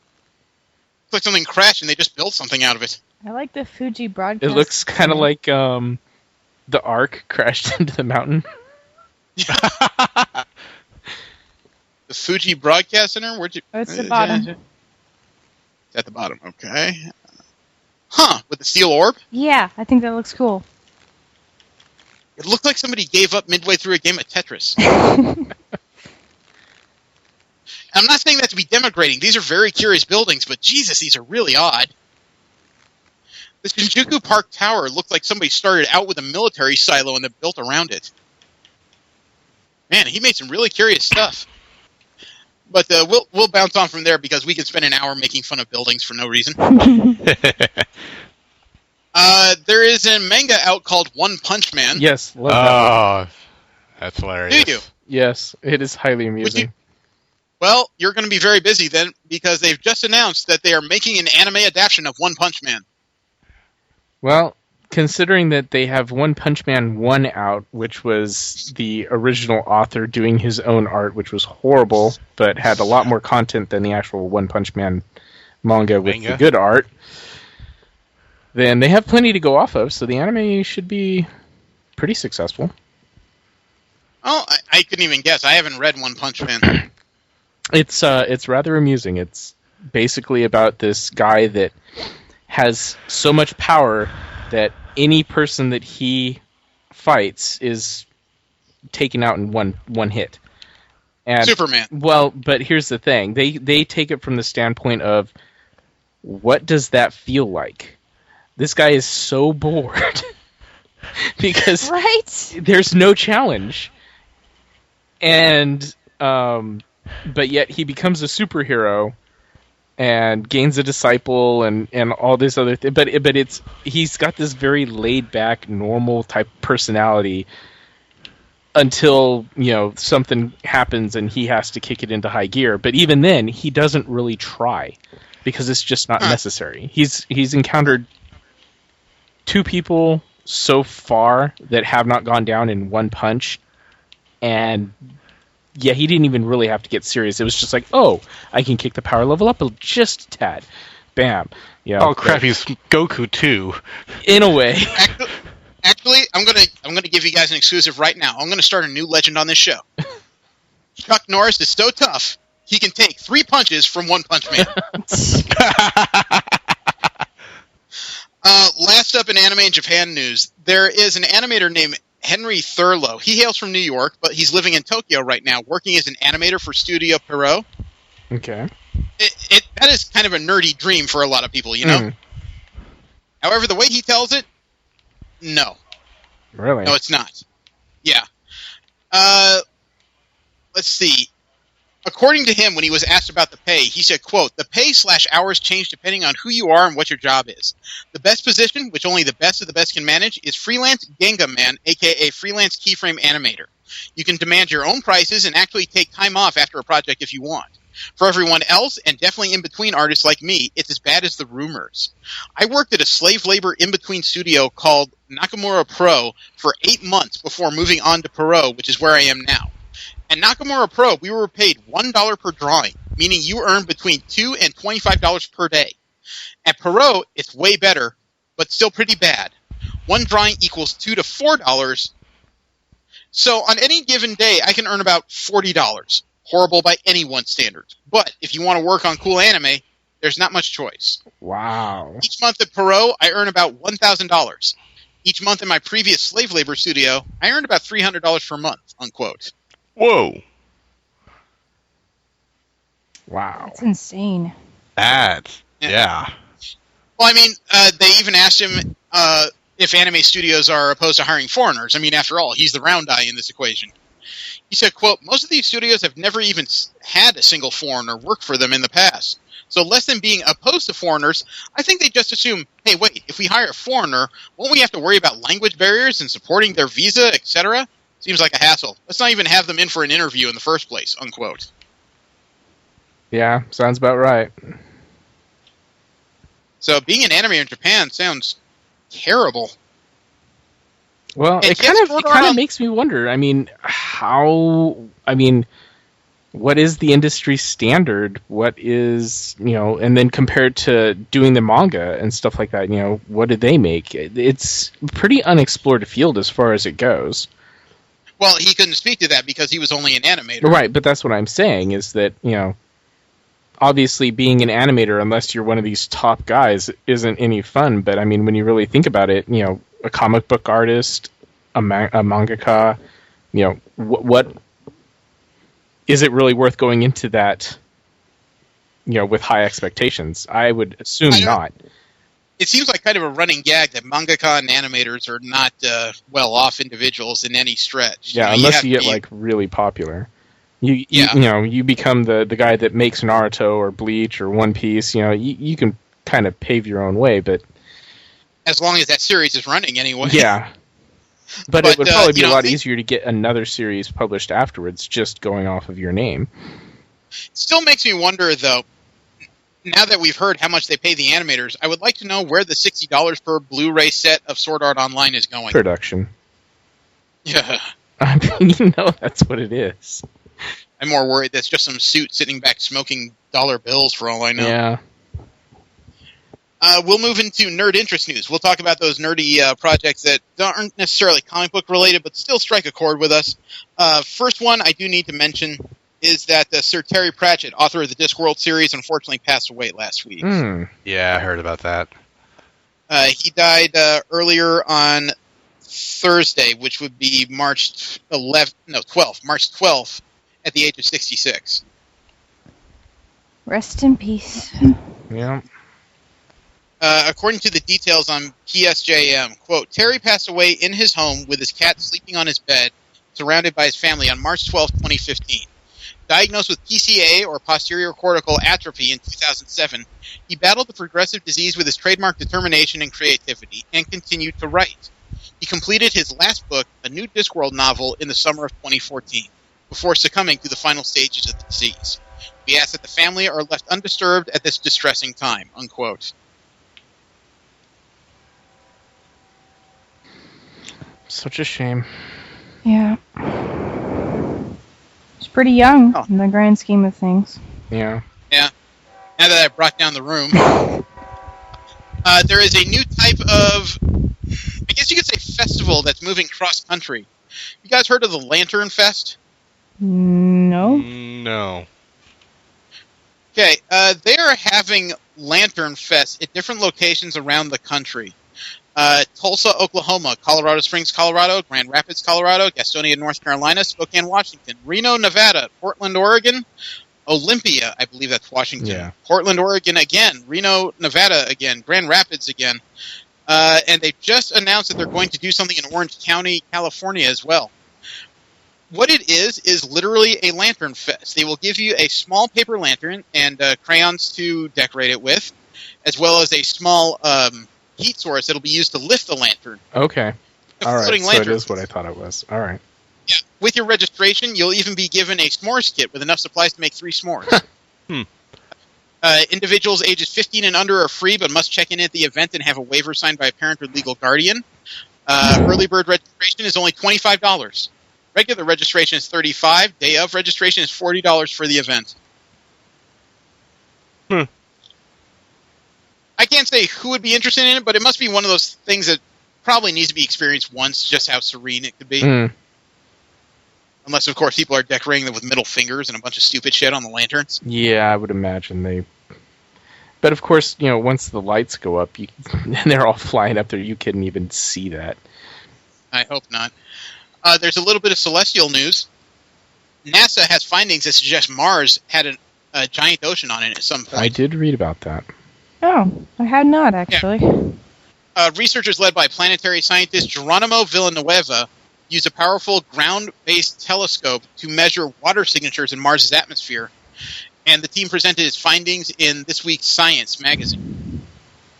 According to NASA, quote, our study provides a solid estimate of how much water Mars once had by determining how much water was lost to space. With this work, we can better understand the history of water on Mars. Perhaps about 4.3 billion years ago, Mars would have had enough water to cover its entire surface in a liquid layer about 450 feet deep. More likely, the water would have formed an ocean occupying almost half of Mars' northern hemisphere, in some regions reaching depths greater than a mile. Damn. Nice. I won't get into the scientific jargon, but this is a result of a study. That's kind of amazing to think, and I'm kind of worried we're pushing our planet to that brink. Maybe we should start the terraforming now. Wouldn't hurt. Well, that's not the only story of that nature. Jupiter's moon Ganymede has a salty ocean with more water in it than Earth. Well, it is a bigger planet. But it's lurking beneath the surface of Jupiter's largest moon. Scientists found this using the Hubble Space Telescope. The ocean on Ganymede is buried beneath a thick crust of ice, and it could actually harbor more water than all of Earth's surface water combined, according to NASA officials. They think the ocean is about 60 miles thick. Nice. Christ. Yeah. Need to send a few missiles up there and drag some of it back to California. Speaking of, have you ever wanted to make flowers glow in the dark? Anything Not glow in the dark really. is fun. This is kind of nifty, and it's a blacklight trick. What you need to do is take freshly cut white flowers and a vase of tonic water. You let the white flowers soak in the tonic water for a little bit. It doesn't say how long, but put it under a blacklight. Under those conditions, the flowers will glow. Huh. It's because the flowers are absorbing the quinine in the tonic water. Nice. So, there, new cosplay trick for you. And Anonymous is starting to get kind of forward in their, I guess you could say, attempted new renaissance. They put out a new 7-minute video addressed to Kanye West. Okay. It's a bit long. It's a bit long to play for you, or do you want to sample some of it? No. Okay. Well, the summarized version is basically Kanye needs to stop being such a tool. And he needs to recognize that artistry is not just what he thinks it is. Those are the two major items that they kept bringing up a lot. Which I can't say they're wrong on. Nope. You know, anybody that calls himself Yeezus or the second coming of Jesus definitely needs to be taken down a peg. Yeah. Disney is going through with a facelift of California Adventure. They're changing around some of the look of some of the attractions. Most notably, they have Condor Flats, which is supposed to be a barren desert style area. It has a airplane hangar outside. It's where Soarin' Over California is in the park. They're changing it so it's going to be an adjacent park of Grizzly Peak, which is a forest theme. They're going to add more trees to Grizzly Flats or Condor Flats and change it to a more lush area. They're kind of worried that it looks a little bleak and people don't want to just wander by it. It's part of an ongoing project to make California Adventure more profitable. Cars Land helped a lot when they opened that expansion up, but they're still having some issues, especially since one of the rides in Cars Land, Luigi's Flying Tires, was recently shut down because people just weren't going to it. The average wait time on the ride was about 5 minutes. Yeah. I mean, that's a good thing, but yeah, it's kind of a bad thing, too. I didn't think it was that terrible, but the problem with Luigi's Flying Tires was they put you on essentially with a giant air hockey table with tires you can get yourself strapped into. And the way you moved it was you had to lean forward or to the side, whatever direction you want the tire to do. The problem is you lean too far in one direction. And it flips. And because you're riding an air cushion, no, it doesn't flip. It stalls out because you're digging the edge of the plastic now into the surface. Oh, okay. Into the concrete surface. And people were having a lot of trouble mastering that. Rode it with my kids a couple times. Not rocket science. And Disney also announced that they are not opening a third park in Anaheim, but they are confirming the expansion of their 2 existing parks. Okay. Nobody has said what these new expansions will include, but a recent survey did ask the question, quote, which Star Wars characters would you definitely not want to see or meet in person? Jar Jar. Yeah. And, quote, how interested would you be in visiting a Star Wars-themed land at a Disneyland resort, unquote. Yeah, it seems just a little bit obvious, but makes perfect sense. You know what? I wouldn't be... I'm not a Star Wars fan, so that doesn't mean a whole lot to me other than a new place to walk. However, if you tell me that the Xavier Mansion is opening up at Disneyland, fuck, take my money. Which mutants would you not want to meet in real life? Or Maggot. Sinister. Yeah. Wouldn't want to meet Maggot. No. Sinister wasn't a mutant, he was human. Oh. Penance? Yeah, I wouldn't want to meet that one either. Yeah, she's a little scary. Yeah. And I also have a list of 41 facts from popsugar.com of facts you may not have known about the Disneyland park. Okay. Walt Disney himself originally envisioned Disneyland as being built in Burbank, California, across the street from Walt Disney Studios. Okay. Makes sense. All the plants in Tomorrowland are edible. Really? Yeah. That's interesting. There is a fake pet cemetery hidden behind the Haunted Mansion. Really? That's creepy as fuck. When Disneyland opened, it only had 18 attractions. Again, sounds Seems about like right. Yeah. Okay. Mickey Mouse ear hats are the most popular Disneyland resort souvenirs of all time. Well, that's fucking Duh. Yeah. How about this? This is very important to people who have motion sickness like me. The purple teacup and the orange one with the diamond shapes on it are the fastest spinners at the Mad Tea Party ride. So don't get on those. Exactly. Every year, 2.8 million churros are sold at Disneyland. 2.8. That actually seems kind of small. What you don't know is half of them are sold to one child with diabetes. See, I wouldn't post this anywhere. The gold trimmings on the outside of the It's a Small World ride are made of real 22-karat gold. What? Wow. It's a small world, but it's an expensive one. Fuck. Okay, this must have come from a Disneyland worker. There is a basketball court at the top of the Matterhorn. That's actually pretty cool. Speaking of, the abominable snowman in the Matterhorn is named Harold. This is a scary fact. I know that we said there were only 18 rides that were open on opening day. Disneyland was built in 1 year. Really? Wow. That's ambitious. How about this? Working as Alice from Alice in Wonderland in the 1970s at Disneyland was Michelle Pfeiffer. Really? Yeah. This, my wife pointed out to me last time we were there. There is a secret apartment hidden in Disneyland's fire station down there on Main Street. There's a light in the window that's always lit that's supposed to symbolize Walt's presence in the apartment. Walt himself apparently stayed there during the early days of the park. Nice. This made sense. This made sense to me because occasionally when I've been to Disneyland California Adventure, I've seen cats roaming around, and I always wondered who the fuck lost their cat here. Turns out there's 200 feral cats that live in Disneyland to keep rodents away. Huh. Aren't they worried about it killing their mascot? It's cheaper than it's cheaper than sanitizing a ride.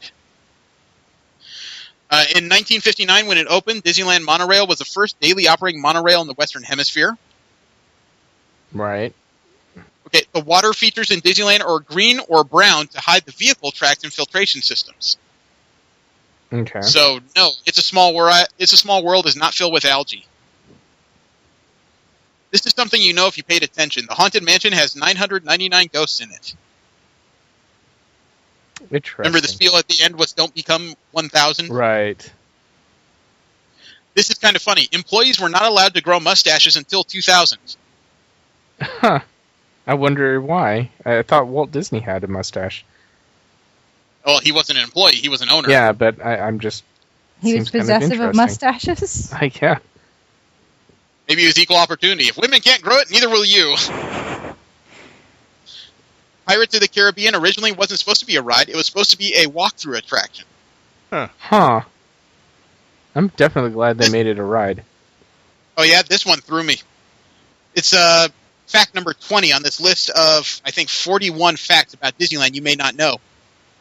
Real human skeletons were used as props when Pirates of the Caribbean first opened. Whoa. Really? Yeah, according to a subtext, there's only one actual human skull left in the ride. It's the one attached to the headboard, where you see a skeleton looking over his treasure while he's lounging in bed. Huh. The one nailed up to the headboard is still a real human skull. Huh. Disneyland Park announcer Bill Rogers and California Adventure Park announcer Camille Dixon are married. You think they met before or after? I don't know. How about this? In the 1950s, selling guidebooks and working in the magic shop at Disneyland, Steve Martin. That's great. There's only one location in all of Disneyland where you can buy alcohol. However, you will pay through the nose to get there, and that's Club 33. Yeah. You know what Club 33 is, V? Nope. It's a private club that you can buy your way into. Only high-tier members can do it. I know one person who's paying his renewal fee of $17,000. Oh, wow. Scheisse. And that is per year. He tells me he's a teacher. I haven't guessed what he teaches. Maybe it's meth. Item number 24. Walt Disney loved spending time with park guests so much that he would sometimes wait in line with them. Huh. That's dedication you don't hear of nowadays. Yeah. The ghost voice on one of the bus in the Haunted Mansion is the same voice that sang, "You're a mean one, Mr. Grinch." Huh. Nice.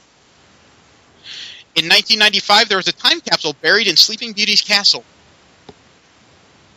Interesting. Buried right in Michael Eisner's ass.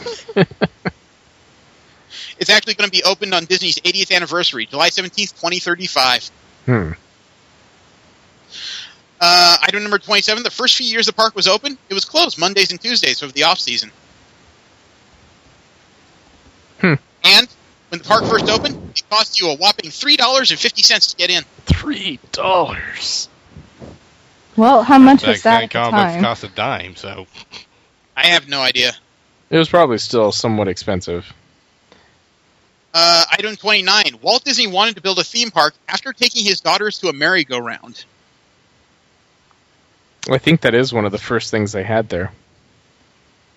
I don't know. I don't have memories of the era. I was not born. How about this? There was a tobacco shop on Main Street until 1991. There was a lingerie shop as well, and it lasted only 6 months before it was closed in 1956. Can't even call stuff they would have sold back then lingerie anyway. I don't know. Maybe it had mouse tails attached to it.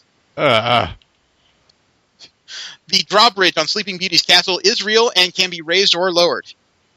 So when the zombie apocalypse comes, I know where I'm hiding. Yep. There's only ever been 3 unscheduled days the park closed. Those days were the National Day of Mourning after John F. Kennedy was killed, the Northridge earthquake in 1994, and September 11th, 2001. I was alive for 2 of those. Yep. Yeah. At Disneyland on opening day was an 11-year-old George Lucas. And he ended up selling everything he owned to it. When you wait in line for Star Tours, an overheard speaker will page Egereg Sakul, which is George Lucas spelled backwards. Okay. This one I wouldn't have pictured even though I was standing in line for this. Actually, Steve and I were during my grad night. The props inside the Indiana Jones office when you're waiting in line for the ride are real props from the movie franchise. Huh. Really? Nice. Yeah. Explains why it's behind that weird fence. Yeah. How about this for a detail? Number 37. 3 babies have been born in Disneyland. Only 3. It's kind of surprising there's been that few. Disneyland does not sell gum on purpose to keep the grounds clean. Yeah, makes sense. Considering the way that a lot of Americans treat their shit, that's fucking brilliant, really. Yeah. They also don't sell shelled peanuts, but same problem. If you're ever at Disneyland and hear an announcement of a code V, that means somebody vomited. Ew. Ew. On opening, indeed. Teacup ride, right there. On opening day, the asphalt wasn't done setting at Disneyland. Women's heels kept sinking into the ground. Well, it only took them a year.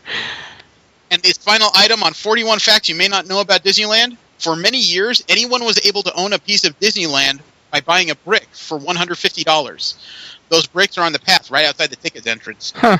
There you go. A lot of interesting little factoids in there that I wouldn't have even guessed at. Yeah. Last up, we have our What the Fuck news. Those little stories that make us ask, what the fuck is happening here? IO9 had a list of 10 terrible movies that absolutely everyone should see. Okay. This should be good. Okay. As long as Last Airbender's not on that list, I'm good. Okay. Well, this was done by Charlie Jane Anders on IO9 and her partner, whose name I cannot pronounce. And you know Charlie Jane. She comes up with some interesting lists. First up is an obvious one. Dragon Ball Evolution. No. Well, we recently rewatched this film at the IO9 Fortress of Media Omnivorousness, and it's actually much worse than we remembered. It's so terrible that it ought to be taught in film schools all over the world. Not just as an example of how not to translate a beloved artifact from another culture into a Western context, or turning animation into live action, but also just as an example of squandered potential. Chow Yun-fat brings so much good nature and zaniness to this film, and the rest of the cast tries their best. But what absolutely kills this movie dead is the lack of a strong villain. James Marsters, encased in latex, can barely move or speak, and he's only on screen for about 5 minutes. And the fact that it simultaneously takes a dump on the anime's mythos also lectures you about it simultaneously. Wow. When Goku starts turning into Ozaru at the end, you'll have no clue what that's supposed to mean, but you'll be very annoyed, unquote. Item number 2 on this list is Peter Jackson's The Lovely Bones. What? I'm not going to... Okay, I wasn't going to read that, but obviously that stoked something there. Quote, continuing the theme of terrible adaptions, in our imaginary film school class, Peter Jackson's The Lovely Bones will be shown back-to-back with Guillermo del Toro's Pan's Labyrinth, because they're both movies about young girls confronting unimaginable horrors and seeing through the lens of fantasy. Except, of course, the girl in The Lovely Bones is dead, and the fantasy is her version of the afterlife. And The Lovely Bones fails for all the reasons that Pan's Labyrinth succeeds. The fantasy stuff has no real weight to it in Jackson's version. It doesn't bring its own terrible darkness or provide dramatic counterweight the way it does for Del Toro. And Jackson is a great filmmaker at the height of his powers, using exquisite CG animation to depict a candy-coated afterlife that's way less important in the book. And you wind up with the sense that Jackson has been seduced by beauty into abandoning coherent storytelling. Or maybe that he's convinced himself that enough giant butterflies will make some grand statement about innocence surviving an unthinkable crime. The Lovely Bones is a great cautionary statement for anyone who's gotten carried away, not just with the promise of technology, but also with some grand vision that has no weight to it, unquote. I haven't seen that movie, so... I haven't either. I haven't touched it. Unfortunately, item number 3 on this list is a combined one, and I've seen both, much to my dismay. Spider-Man 3 and X-Men The Last Stand. Oh. Ow. Quote, these threequels are among the worst superhero films of all time. They're not just bad, they're milestones of terribleness, and you probably ought to see them purely because of their importance in geek culture. But they also provide a vitally important object lesson in this era of pervasive superhero films. They're both bad in large part because they try to cram in too many comic storylines into a single film. Spider-Man 3 wants to do the Venom saga, introduce Gwen Stacy, show Harry Osborn becoming the Green Goblin, introduce Sandman, and cover half a dozen other bases. And it does so with supreme half-assedness. Meanwhile, X3 tackles Joss Whedon's Gifted storyline about a mutant cure, plus the Dark Phoenix storyline, plus a whole lot of other stuff that should have had a lot more breathing space. Neither of these films respects the material they're working with, which doesn't help. Given that Whedon's second Avengers film is about to handle Ultron, Scarlet Witch, Vision, and a few other odds and ends, it's worth seeing a reminder of what happens when a movie tries to encompass too many iconic stories at once, unquote. I'm going to just read the rest of the titles, and if you want me to stop and read the caption, let me know. Item number 4 is Plan 9 from Outer Space. That had obvious problems to it. Item number 5, Highland 2, The Quickening. Or Highlander 2, The Quickening. Sorry. Item number 6 is The Core. Okay, item number 7 I am going to have to stop and read because you'll know it when you hear the title. Star Wars Episode 1, The Phantom Menace. Oh, God. Wow. Quote, even more than the Matrix sequels or Terminator Salvation or whatever, this Star Wars prequel was a colossal letdown. The long-awaited film turned out to be an undercooked, overplotted mess of empty pixels and stiff acting. Minus points for creating Jar Jar Binks, the most annoying character in the franchise. And yet, it's a central point in geek mythos, a movie that everybody has opinions about. And, with the expanded universe no longer in continuity, the entire Star Wars universe, which is continuing in full force with Rebels and a slew of upcoming movies, starts with this film. You can't know Star Wars without studying this movie. Plus, there's the fact that The Phantom Menace has spawned an entire cottage industry of film criticism, from Mr. Plinkett to everyone else. People have analyzed every frame of this movie for its secrets of terribleness, and you won't even understand a big chunk of the internet without seeing it, unquote. Yep, I can agree with that. Yeah, the internet does reference its suck rather frequently. Item number 8, Maleficent. Item number... I have not seen the movie. I don't have any context there. I've heard conflicting reports. Should I read it or no? Yeah, sure. Go for it. Okay. Quote, and now, for a change of pace, here's a terrible movie that actually succeeds. As in, it was a box office success. But it's also kind of beloved. And it's purely thanks to 2 things. 1, Angelina Jolie's magnetic, radiant performance. And 2, the fact that the movie gives her character a clear through line and emotional arc. Maleficent does pretty much nothing right. It fails in its stated aim of telling the story of a great Disney villain because it undercuts everything that made her a great villain in the first place. It gives her a backstory that feels horribly violating and brings up the specter of rape. It has an inconsistent tone, vacillating between cutesy fairies and gothic darkness. And feels as though nobody was quite in control over the legion of VFX artists who put the thing together. The storyline is horribly unsatisfying and does a disservice to its source material and to the audience. The rest of the cast, specifically Charlton Copley, seems not to know what the hell they're doing, but it still kind of comes together around Angelina Jolie, unquote. Yeah, I don't know. I didn't think it was a bad movie. But then again, I'm not as jaded as these people reviewing it. Yeah. Well, I watched that. It's like, I can see where they're coming from.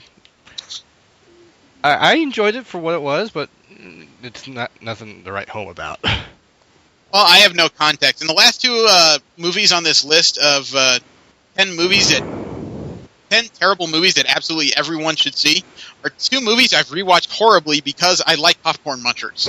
Okay. Item number 9 is The Lawnmower Man. I love that movie. I've not seen that. I think it's great, actually. I think it's a good movie. Quote, the number one reason to see this film is because it has aged so very badly. Oh, yes. It's an object of fascination to see something that might have been considered cutting edge in 1992 and now looks so incredibly terrible.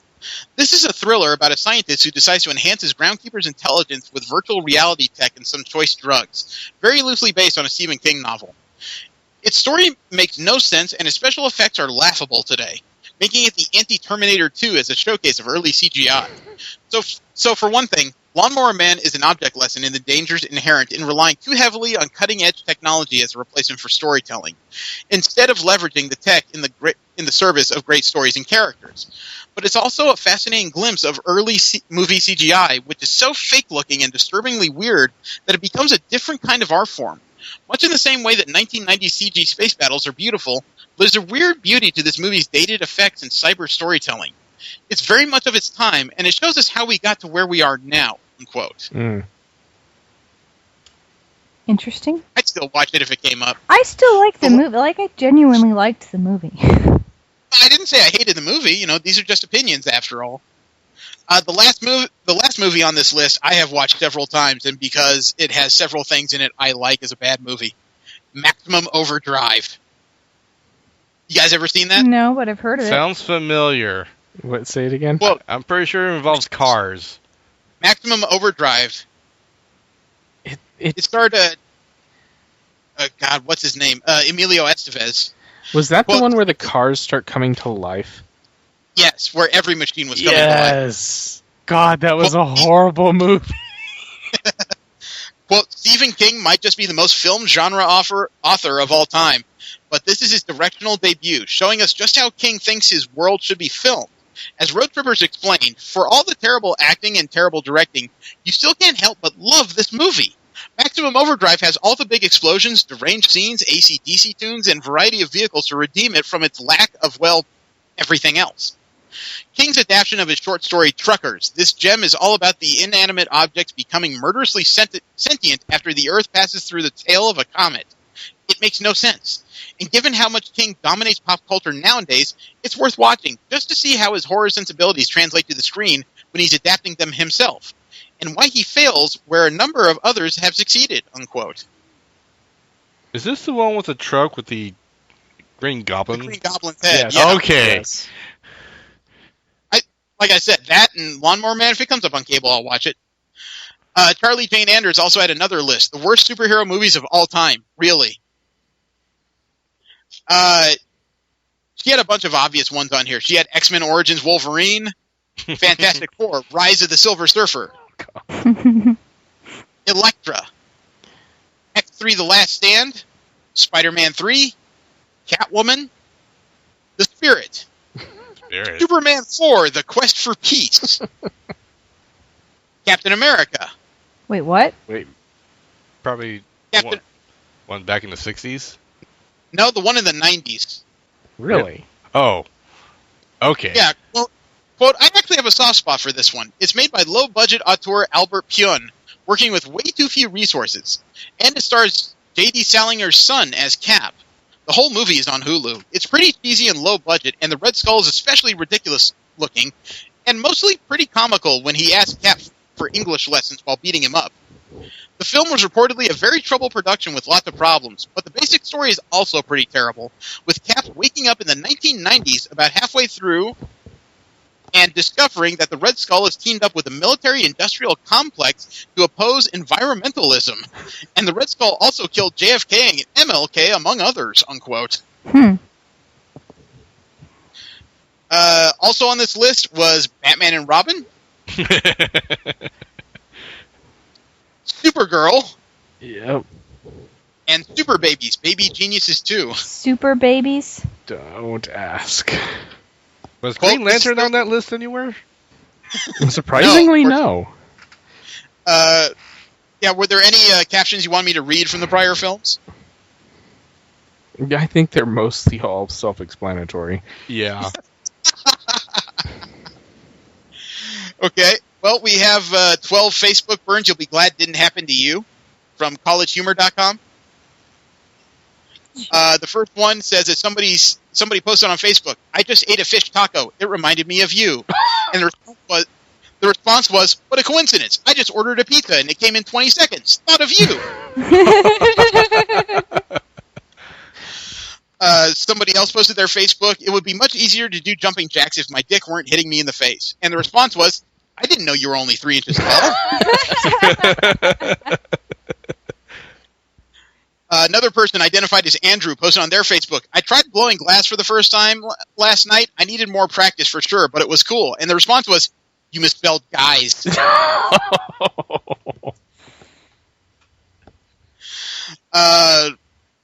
Post number 4 came from somebody named Nikki. We really shouldn't eat or wear animals. They are our friends. How would you like it if I ate you? And the response was, I know 3 guys who ate you. Post number 5 is unidentified. My 16-gig iPod is full, and I can't bear to delete a single song. I mean, how am I going to live without the Destiny's Child Christmas album or the entire Spice Girls collection? It's like choosing between children. And the response was, if those were my children, I'd drown them in a lake and start a new life in Nashville. Post number 6 is unidentified. It says, without the ugly in this world, there would be nothing beautiful. And the response was, thank you for your sacrifice. Wow. Somebody posted a response to that one that says, list of burn centers in the United States per Wikipedia. Post number 7 is a pair of graphics. It's a picture that shows a stick figure that says your boyfriend and an outline of a muscular person that says me.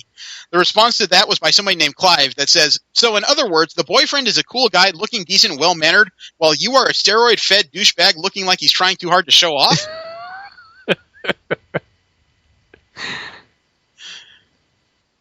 Post number 8 by Roger says, time to watch some Netflix and take off my pants. It's the little things in life.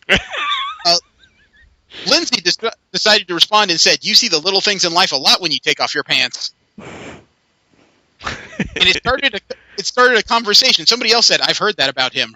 Roger himself responded, I don't know what I'm more mad about. The fact that Lindsay definitely got me with that, or the fact that everyone liked her comments. Well played, everyone. Now, if you'll excuse me, I'm late for my penis reduction surgery. Lindsay came back with another response that says, reducing it to a vagina?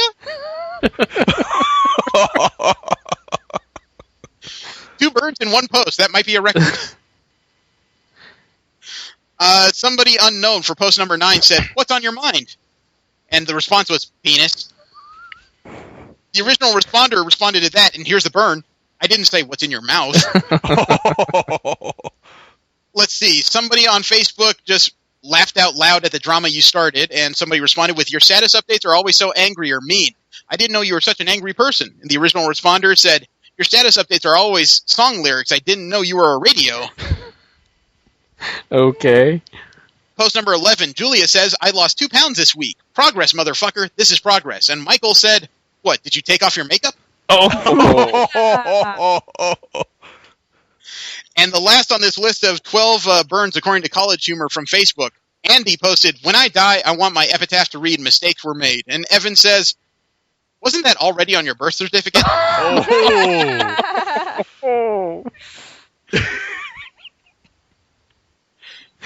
Damn. Thank you, Internet. Thank you. Turned out to be like related to the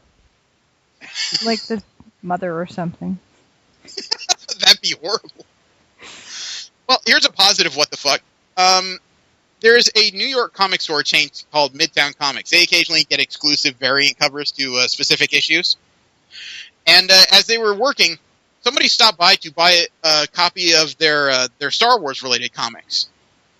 The person browsed for about 15 minutes looking at all the Star Wars products, and an unnamed Midtown employee told Page 6 that this person hadn't really read any of the Star Wars comics, the new ones. And then they left with debut issues of Star Wars, Darth Vader, Princess Leia from Marvel, and an issue of Heavy Metal. The person that bought all this stuff and browsed for so long, his name is George Lucas. Oh, wow. Wow. Could you imagine being the person having to help this man around the store? I mean, if I was that employee, I don't care what age I was, if I walked up to him and said, "Can I help you?" "Yeah, I haven't read any Star Wars comics." Is that a joke? Yeah. And that's when I'm slapped and prominently fired. Also in What the Fuck News, there was a man who got married recently. He's a video gamer, big Mario fan. Okay? Mm-hmm. And the day he got married was the day his mother had to keep a promise. Okay? Okay. His mother told him that if he ever actually managed to get married, she would play video games with him. Nice. As of February 21st, this gentleman named Martin Wendell Jones put out a tweet of him and his mother playing Super Mario Brothers. Awesome. Remember last week when we shared a video of somebody who pulled off a 3 ricochet headshot? Yeah. Halo? Right. Somebody else got an 8 ricochet double kill. Yes. Yeah. Yep. Jesse told me about this. I have the video. Here is the link. Starts out with somebody with a sniper rifle chasing people. He reloads. Notice how he took that one shot and he got a killing spree and a double kill? Mm-hmm. Here's the replay. You notice that the trail of the bullet there, V? I'm looking at it. Oh my. Look at this. He hit somebody hiding behind a barricade several paces away by 8 bounces. I'm impressed at the physics on this. Yeah. Halo is pretty impressive.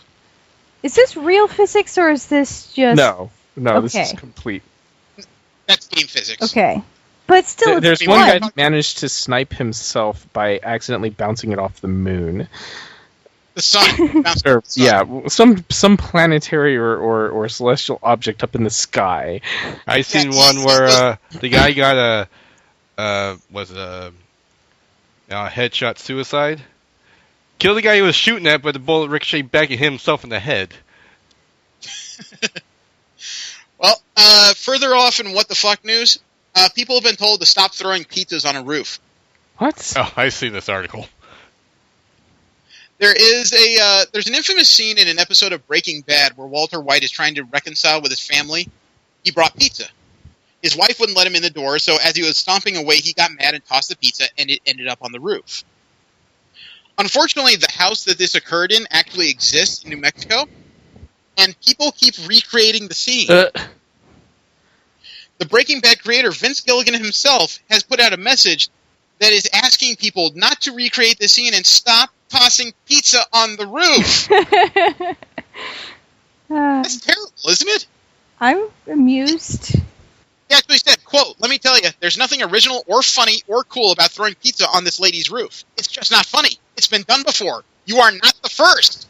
So uncool, please stop," unquote. Actor Jonathan Banks, who plays Mike Ehrmantraut on the show and is reprising it in Better Call Saul, said, quote, "And if I catch you doing it, I will hunt you down," unquote. Mm. Anyone that's seen that character in the show knows that that's a threat you don't take lightly. Anybody like to ride roller coasters? No. Nope. I like them when I'm on them. I don't see the point in paying for it. All right. Well, at North Carolina, there is a roller coaster that's supposed to be the tallest in the world, and somebody wore a GoPro as they were riding it. Okay. A what? A GoPro, a small video camera, an action camera. Oh, okay. And they posted on Facebook. They're test running this roller coaster. It's supposed to be the tallest in the world. Check this out. This is a test run from March 4th, 2015, apparently. I see a lot of sky. And I see this feels like I'm going straight up. For being as tall as he might as well be. It almost looked like bad graphics, because it looked like it just stops abruptly there, doesn't it?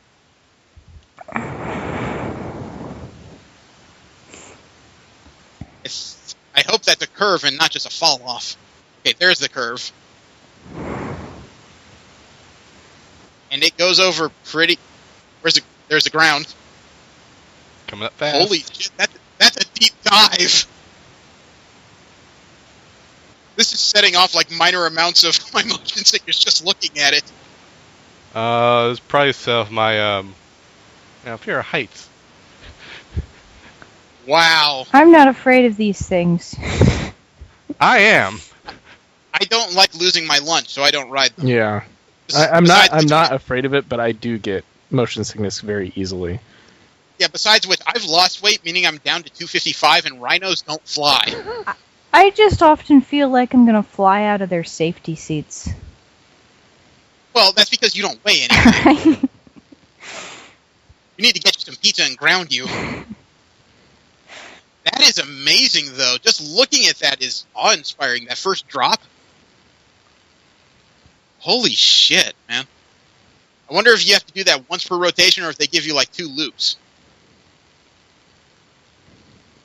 It's cool. You know what? Either way, I'm not getting on that goddamn thing. Nope. Jesus Christ. I only have 2 more stories and what the fuck. First off is, you know how occasionally we put in here food that confuses us just as much as people? Mm-hmm. Yeah. Okay. Well, there is a team called the Wilmington Blue Rocks. Okay, they're the minor league affiliate of the Kansas City Royals out in Missouri. They're getting a new hot dog. And I've never seen a hot dog like this. Welcome to the Krispy Kreme Bacon Donut Hot Dog. What? Okay, before I get into this, first off, I will send you a URL so you can take a good stare at it. Because it appears to be a hot dog wrapped in a donut, topped with bacon, and it looks like jelly. Ew. Yeah. That looks gross. That's raspberry.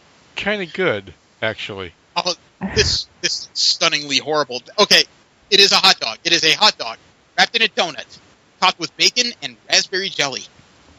All right, the jelly might push me off, but you know what?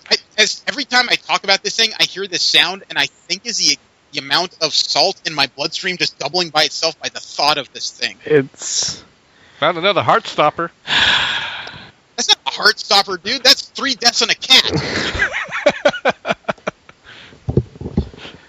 I gotta wonder, you know. I mean, I know the donut is deep fried, but I mean, I think the only way they could make it worse is if they deep fried it afterwards. You know, I'm starting to really understand why Missouri has such a high obesity rate. Last story I have in What the Fuck News, I have bad news for you. We have lost a section of the United States to Cobra. Oh, yes, I saw that. What? The mayor of Springfield, Illinois, J. Michael Houston, he's given the key of the city to Cobra Commander. Explain.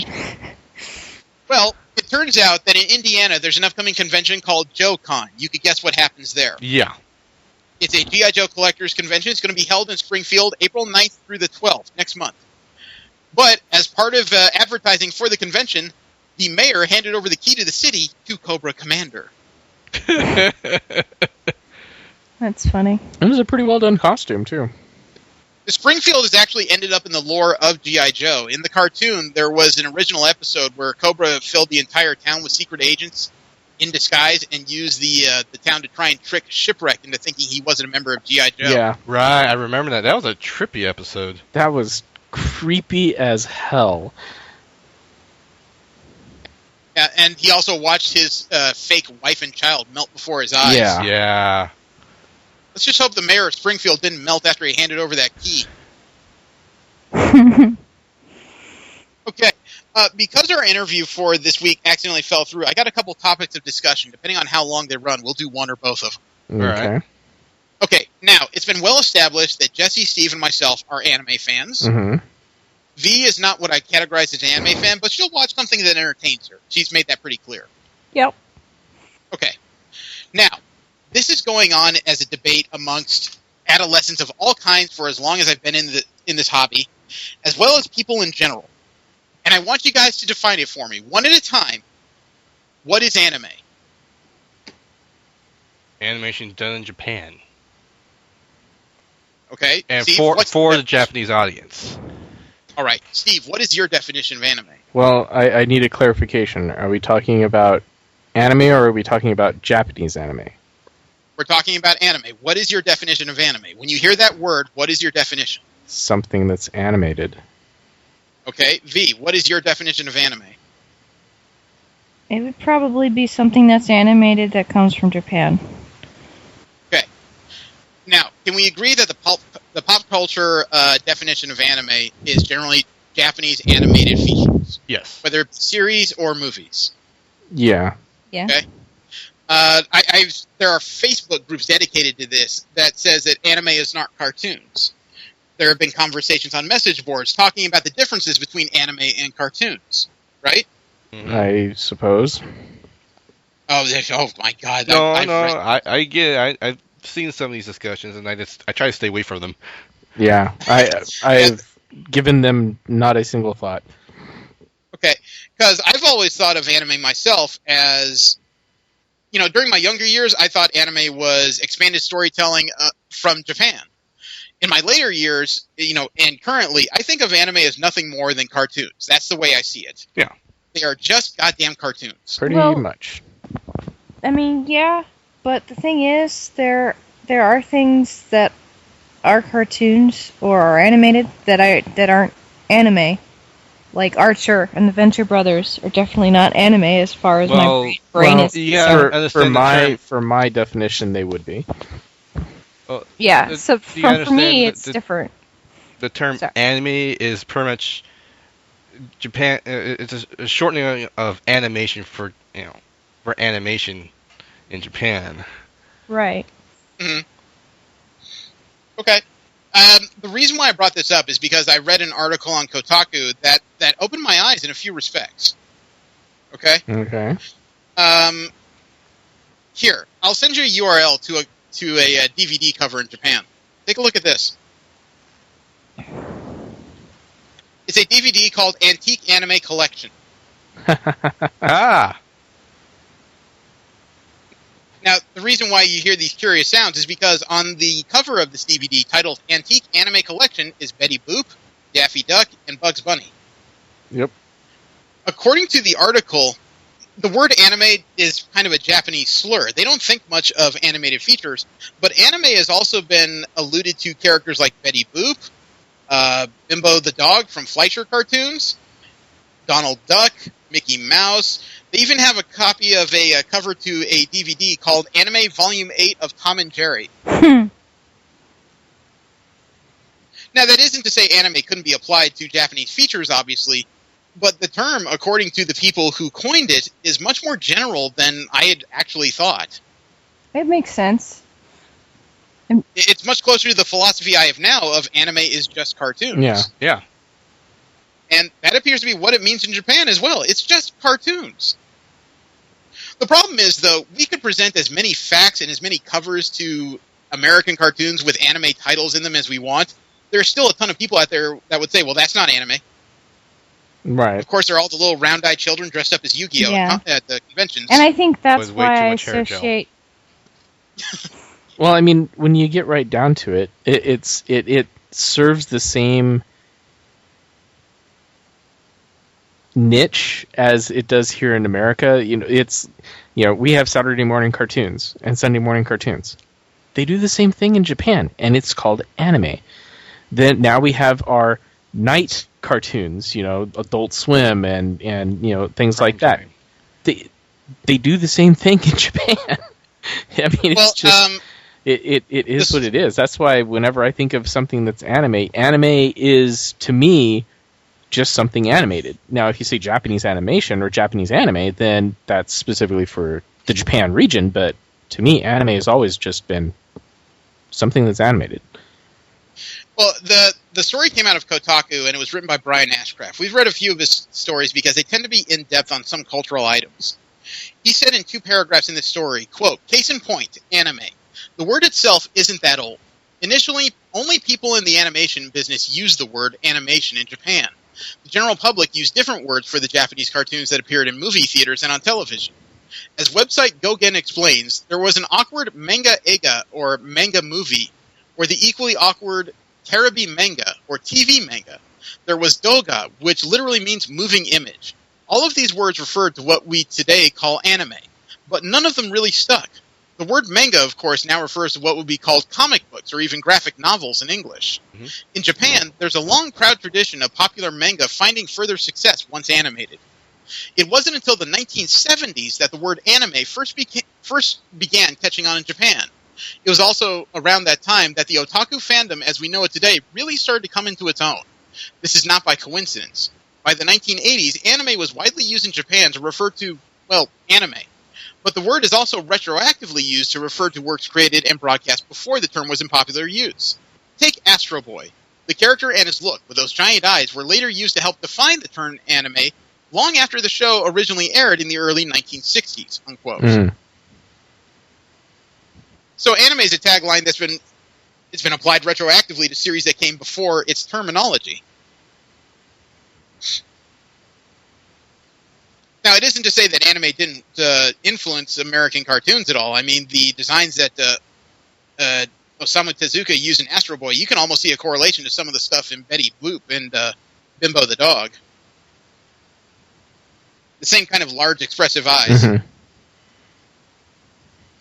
But, yeah, you know, the worst part is, we could talk about this till we're blue in the face, or even how the fact that the tag of anime is applied in Japan to The Simpsons. Mm-hmm. Yeah.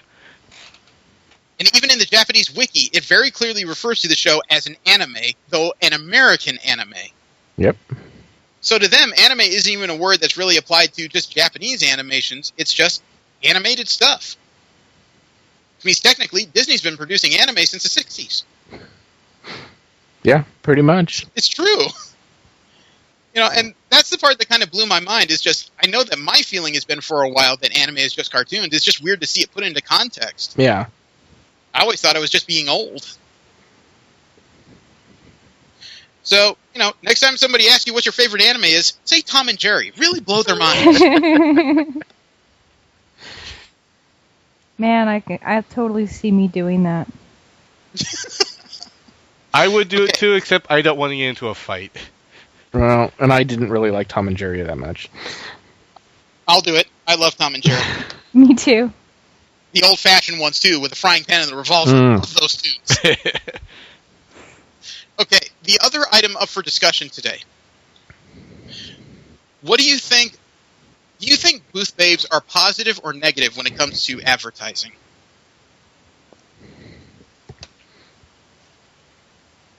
I don't know. What standpoint are we looking at this from? We're looking at this of the idea of, you know, putting an attractive woman in a relatively provocative outfit in front of your booth at a convention or trade show. Yeah, well, okay, that's what a booth babe is, but are we thinking about it from the standpoint of the person that owns the booth? Are we thinking about it from the standpoint of the fans, or are we thinking about it from some... I'm not asking their standpoint, I'm asking your standpoint. I don't care. Do you think booth babes are a positive or negative connotation? I have absolutely no... I mean... As long as the girl's getting paid for it and she's comfortable enough with it, the booth is okay with it, then I really don't give a shit. I think what he means is, does it work? Oh, I know it works. Oh, yeah, it works. You take it to a tech convention, that's like flies to fly paper. I mean, yeah. You know, nerds are an easy mark. That's true. No matter how complicated we think we are, we're easy marks. It pretty much comes down to tits. Okay. Now, would you support a ban of booth babes? No. Not unless they gave a good reason for it. Jesse, V, any opinions on a potential booth babe ban? I would not support a ban for that unless there was a reason again. Yeah, again, I don't. Yeah. Okay, now, why y'all are pretty well unified on this. Why would you be against a ban of booth babes? I'm just curious here. Because there's no reason for it. The only reason you could possibly want to ban them is because you think it's either sexist or that geek girls are invading. Fake geek girls are invading. I think I misheard what you said, Jeremy. What do you mean? When he said ban, I thought he said ban, with a D at the end of that. Oh, a band of geek girls. Yeah. Of booth babes. Gotcha. Okay. Wow. Yeah. No. Okay. Okay. For me, if you're going to ban something, there needs to be a reason, because it was obviously acceptable at one time, or it wouldn't have been allowed in the first place. So what has changed to make this ban necessary? Okay. The reason why I ask is because this is kind of becoming a hot button issue on some internet subforums in regards to conventions. It was announced this week that PAX is banning booth babes from their conventions. The Penny Arcade Expos, which are primarily, and just so I understand, because I've not been to a PAX, they're primarily video game and online like streaming service conventions. Is that correct? I have no idea. I can't say. I don't know what PAX is. I've never been to one either, so... Yeah. Okay, well, they've released a statement. Quote, PAX has a strict no booth babe policy with the purpose of creating an environment where everyone can feel comfortable and welcome, and the focus is on games, not hired staff. Booth babes are defined as staff of any gender used by exhibitors to promote their products at PAX by using overtly sexual or suggestive methods, partial nudity, the aggressive display of cleavage and the navel, and shorts/skirts higher than 4 inches above the knee are not allowed. If for any reason an exhibit and or its contents are deemed objectionable to PAX management, the exhibitor will be asked to alter the attire of its staff. Cosplay characters that are playable in-game are an exception to this rule within reason, and exhibitors must obtain permission from show management prior to the show. If for any reason an exhibit and or its contents are deemed objectionable to PAX management, the exhibitor will be asked to alter the attire of its staff or remove those staff from the show, unquote. All right. It seems more than a little unreasonable to me. Well, the question I have in that statement is that he said in the first paragraph, or in the second paragraph, that this is in regards to because a few people are uncomfortable. A few people are uncomfortable. Well, no, I'm sorry. Let me reread that. PAX has a strict no booth babe policy with the purpose of creating an environment where everyone can feel comfortable and welcome, and the focus is on games, not hired booth staff. That's the entire first paragraph. That sounds like something specific, or at least a few specific items happen. My question is, who was uncomfortable in this moment? Because PAX, although I know they keep saying they're a family-friendly convention, it's a video game convention. Yeah. You're gonna have games that you're not gonna want to let. Actually, I think it's more for the people look at. I think I've heard it called an electronics convention where they display lots of hardware and video games that's kind of got sucked into it. They call them that, but remember, this is a convention that took Keith Apicary out of it twice for going down to his underwear during a panel. Well, it sounds like a very conservative convention. I don't think it used to be. I know it was started out by Penny Arcade, who was a web series that was based in comic books. Video games. Right. They started a convention. Then they were bought out by something. Oh, okay. Yeah, because Penny Arcade, they make fun of a lot of crap. Yeah, Penny Arcade gets pretty risque. And that's probably why the official name of it is Penny Arcade Expo, but that's probably why they're more likely known as PAX lately. And they have a few conventions. I think there's PAX East, South, and West. And Prime. And Prime, thank you. Yeah, I have a question as to who exactly was uncomfortable, because it seems to spin around to our conversation about how some people are really getting against some nerds for being too attractive. Well, I mean, honestly, I think they probably just had a backlash against, booth babes. The name in and of itself is pretty offensive, in my opinion. But, it's a service industry, and you're promoting something, and that's one way of establishing, your product. I'm not going to object to that. But the expos themselves get to make the rules. There's nothing that anybody can do at this point. Somebody obviously complained, got the ear of somebody in the end, they decided to make the change. I don't agree with it, but at the same time, there's not much that can be done. I just I don't support a ban of this nature, and maybe it's just my personal outlook on it. And it's not even because I want to see hot girls all the time. It's just because I'll be honest, I never really gave it a second thought. Regardless of what convention is, when somebody thrusts something in my hand, usually I'm on my way somewhere, and whoever pushes it in my hand really isn't of my interest. Right. Regardless of what they're wearing. I mean, Steve seemed to ignore some pretty attractive people because they got in my way at the time. Yeah. Well, I mean, Then again, I kind of think about booth babes the same way as I think about the waitresses at Hooters. You're only interested in me as long as I'm in this building, and as soon as I leave, you don't give a shit who I am. Right. And that's, part of the thing. I mean, it's like, going to a strip club and expecting to find romance. It's not going to happen. but Pretty Woman in movies and stuff. Yeah, no. I mean, these are people that are paid to be there. They're paid to look, as appealing as possible in order to garner attention. Whether or not that's acceptable is, I mean, they obviously have to keep it to a certain standard regardless of, what anybody thinks anyway, because you can't get away with doing certain things out in public. But to go so far as to say no bare midriffs, short. I mean, it's like freaking school dress codes and shit, which I never agreed with either. But 4 inches above the knee. What is that? Hot pants? 4 inches above the knee would be mid thigh to a little bit higher. The no bare midriffs thing, I can't say I'm necessarily behind that. Not necessarily as an exhibitor fashion, but just because sometimes shit gets warm.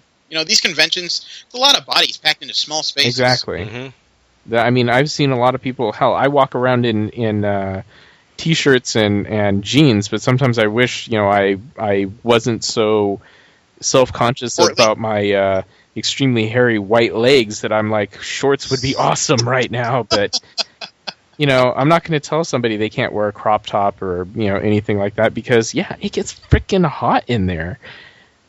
Yeah, the writer of the story on Reaction about the booth babe ban on PAX and the previous one already existing at E3 states that cosplayers could be next because they haven't specifically targeted cosplayers as of yet, but they may eventually if somebody starts complaining about them, which is a little bit paranoid, but kind of a logical jump. Yeah, I mean they've already said, you can dress up like characters from the game. But they also add the qualifier within reason or within a certain standard. So for right now, this is being limited to exhibitors and their ideas of advertising. This could get extended to cosplayers because whomever was insulted enough to complain about the people working at the booth, there's only one next logical target, and that would be the people walking around. Yeah. Well, especially, what convention was it that banned all weaponry and stuff? That was, I think, New York Comic-Con. That was confiscating everything. Yeah, and so again, I think that's taking it too far. But they make the rules. I have not been to a Penny Arcade Expo. I tell you what, I am concerned about where it's going. It doesn't make me interested in trying a Penny Arcade Expo. Yeah, censorship of that nature does not make me want to go. It's like, oh, that place is safe now. I can go there and I don't have to worry about. Who cares? The fact that you're censoring these people upsets me more than it makes me feel safe. It does. It makes me feel uncomfortable because you're basically cracking down on things that I don't even care about. It causes something else to me, man. And here's my thought line on this. Regardless of whether I'm going as press or regardless if I've bought a badge for a couple days, the entire reason I've gone to conventions since I was a kid all the way through to now is to escape my normal life for a few fucking days. And what somebody's doing is kind of intruding their normal life upon my escape. Yeah. You're listing exactly how you're listing exactly how the employees of these places can dress, and it's very heavily implied that pretty soon you may look at what other people, the people that are paying money to go to, are dressed as and start imposing rules on them beyond their expressions of fandom, and that's normally what cosplay is. Yeah. You know, in some exceptions, yes, it is somebody trying to market a website, whether it be behind a booth or walking around and handing cards to people. But at the same time, it's just, this is it. This is my 3 days, 4 days, 6 days, where I'm outside reality, and for the next few days, I'm surrounded entirely by my fandoms and my hobbies and other fans. Yeah. And now all of a sudden I'm surrounded by other fans within the rules of someone else's viewpoint of what my fandom is. Yeah, thank you. Yes. All of a sudden, the FTC has stopped by. Yeah. Again, it's someone else imposing their views on, you know, a group of people, and I don't like that. At least not in my entertainment. You know, everyday society, it's necessary. Society needs rules, needs laws, needs enforcement. That's fine. But like you said, this is an escape. And as long as it's kept within reason, I see no need to, you know, enforce something like this. But there are going to be people, lots of people, that, you know, aren't as open-minded, accepting, or, you know, that aren't fucking prudes. Yeah. Well, let's give an example of mindset, okay? V. Yes. Oh my God! Oh, thank God she's alive. Okay. Now I want to give I want an example of mindset. Okay. Imagine you're walking through a convention. You know, it's a little close in. There's a lot of people. It's very popular. You walk by a booth, and somebody pops out of it. You know, handsome person, handsome man, dressed in pants, no shirt on. Mm. You know, well cut hair, good features, and he wants to hand you something. What is your opinion of this individual? I would probably pay attention to them and listen to what they're saying. Okay. Just to be perfectly honest. Okay. No, I'm asking your honest opinion because I want to get an idea of what your thoughts are if somebody hired handsome man, especially a shirtless handsome man, talking to me about something that I might be interested in. Yeah, I'd definitely talk to him, even if I knew it was just. Okay. Does his presence insult you in any way? No. He's not doing anything overtly sexual. He's not like groping hands. He's trying to explain a product to you real quick. That's all he's doing. As long as he doesn't seem like he's disgusted by what he's doing, like he's professional, I'm cool with it. All right. Jesse. Okay. Put people on mute buttons. Jesus Christ. No, I was thinking. I wasn't muted. Okay. Same question, Jesse, except the person that pops out of the booth and steps in your way is a lovely girl. You know, her hair's been done up, makeup nice. She's wearing a cutoff T-shirt and Daisy Dukes. What is your opinion of this individual? She's hot. Would it make it more likely for you to listen to what she has to say? Actually, might make me uncomfortable. Really? Okay. Would you be insulted that this person is dressed just to get your attention? No. Okay. That's the relative point I'm trying to make here, is that as long as somebody is covering up the important parts of the anatomy, I don't give a shit. I just don't. I wouldn't care if she was walking around in a freaking bikini. It'd be a little odd, but, you know, again, important bits are covered up. I mean, Riku from Final Fantasy X, if you're cosplaying as her, you're pretty much walking around in that and some Daisy Dukes anyway, but, you know, whatever. Considering what people walk around cosplaying in a bikini is not all that unusual nowadays. True. I mean, shit. You know, I don't understand the ban as a concept necessarily, simply because, as we've just pointed out, cosplayers are wearing far less than some of these people employed at booths, frankly. And as long as there's not hands groping or anybody sexually accosted, there really isn't a problem here to begin with. Because the problem, if people are getting insulted, I don't see the problem as being what they're dressed as. I see the problem as more likely to be the individual self-esteem, the one who's complaining. Yeah.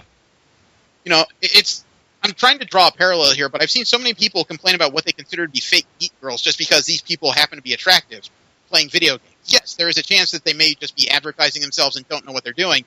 At the same time, who cares? God, I've been at conventions for 24 years now. 25 years now. Shit, God damn it, I'm old.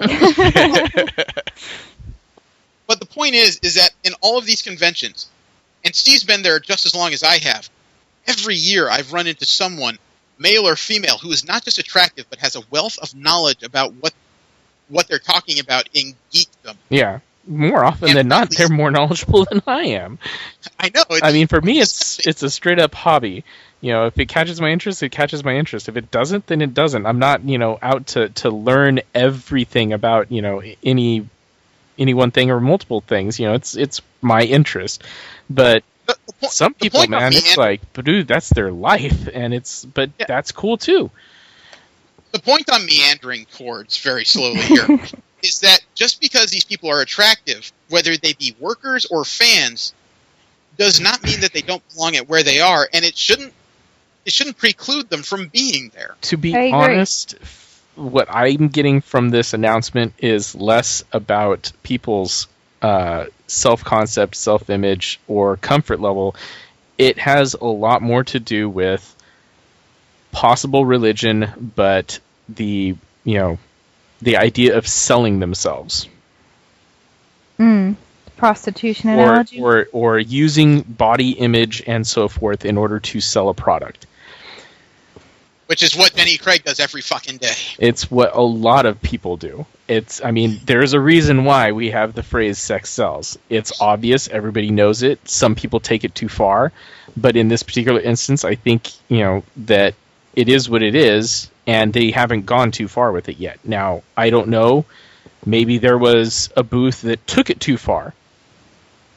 We don't know. I've never been to a PAX. I haven't heard any stories about it. I would think that there would have been a related story to this if there was such a circumstance. But I would say so because the internet is brutal, and I've not heard anything about any bad sexual encounters at PAX. But the fact remains that the idea of using looks to sell a product is not always acceptable to every person. And that, I think, is where it's coming from. I don't think it has to do with the body or self-concept image. I have a feeling it has to do with people's morals and they're leveled that way. I've never been to a PAX. If it is a more family-oriented type of event, then there's going to be some concerned parents get involved there. Concerned parents, or just general. I'm also worried that could be the cause of this is some backseat parenting. Somebody deciding that the standards of their child should be thrust upon mine, and that's not their responsibility. No. Frankly, if I was that worried that video games might be a bad influence on my kids, then my job should be to stay home and test out their video games and then play them with them there. Yeah. Going to a video game convention is not the first place I would think about taking my kids if I was worried about their purity, frankly. Yeah. And I say that as a long-term gamer. My kids do play video games, but they're games that I have seen, tested, or sit over their shoulder as they play. Mm-hmm. Disney Infinity, big with my kids. They're old enough now that I would let them play Kingdom Hearts. I think they get a big kick out of that. A few other independent games here and there. Some of it I'm willing to go on trust. I don't think Cars is going to be too risque of a title for them. Yeah. But my kids keep asking to play Marvel vs. Capcom 3, and the rule is I am in the room when you play that game. Not because I'm worried that they're going to pick up fighting moves or try and throw a fireball at each other in real life. Simply because I don't want to see them picking at each other when they get too competitive. Right. Yeah, it makes sense. Which, young kids will do, unfortunately. And my daughter is asked to play several titles she found in my video game library that she's found interesting. She wants to play Tomb Raider? Oh, no. No. Not yet. She's asked, can I play your Batman games? No! But it's understandable why she would want to play them. Because they're names that she recognizes and, considers cool. Yeah, they're visually stunning. She walks in every once in a while, and I keep having to shoo her out of the room when I'm playing these titles. And frankly, she's almost 11 now, but she's one of those kids that I swear is like 16 years old in her brain. Yeah. She's way too mature for her age. But at the same time, just like going back to the original subject, I am not going to say because I won't let my kids play Batman that no parent should allow their kids to play Batman. Just like if I was at a convention, it's my responsibility. I took the kid there. if I don't like what's there, I should remove my child, not yours. Right. Agreed. And just like if I don't agree with how somebody is dressed in a booth, it's my responsibility to walk by, not to impose my will on their dress code. That is my personal feeling on it, anyway. Yeah. But there's so many people nowadays that the world must conform to them and their ideals. Yeah, well, like I said, I got 2 feet. If I don't like it, walk away. Yep. It's fucking sad when we have to keep pandering to people that bitch. Yeah. I was going to say compromising my fun for the sake of the few people that are making my life a pain in the ass. All right. I think that is about it. Let me see. Next week, what do you guys say we dig into another oldie and see if it holds up? I want to go back because we mentioned Gen 13. Oh, God. It's a scary thought, but I want to see if it's going to be fun. Gen 13 is a series that was there in the heyday of Image Comics and became a staple. It kind of, it almost defined 90s comics without the violence. So I'd like to see if it still holds up as a decent title. Okay. Yeah, I'm very worried for this one. After going back and reading Wetworks, I'm like, man, I'm going to have to remove my rose-colored glasses again. And we'll do the 5 issues from the miniseries. We won't do the main series because, after all, that's the actual beginning of the story. Okay. Trying to jump into that V might be a little too lost. Yeah. So, sound like a plan? Yep. All right. Then I thank you for tuning in to us, and we'll see if we can reschedule the creator of Notes for another week. He still wants to come on the show. Thank you very much. Have a great weekend. Roll with us next week when we talk Gen 13. Have a good one. I am Jeremy. Steve. Jesse. And V. Don't jerk and drive. Take care. I'll hand it to Jesse. He's finally more relaxed.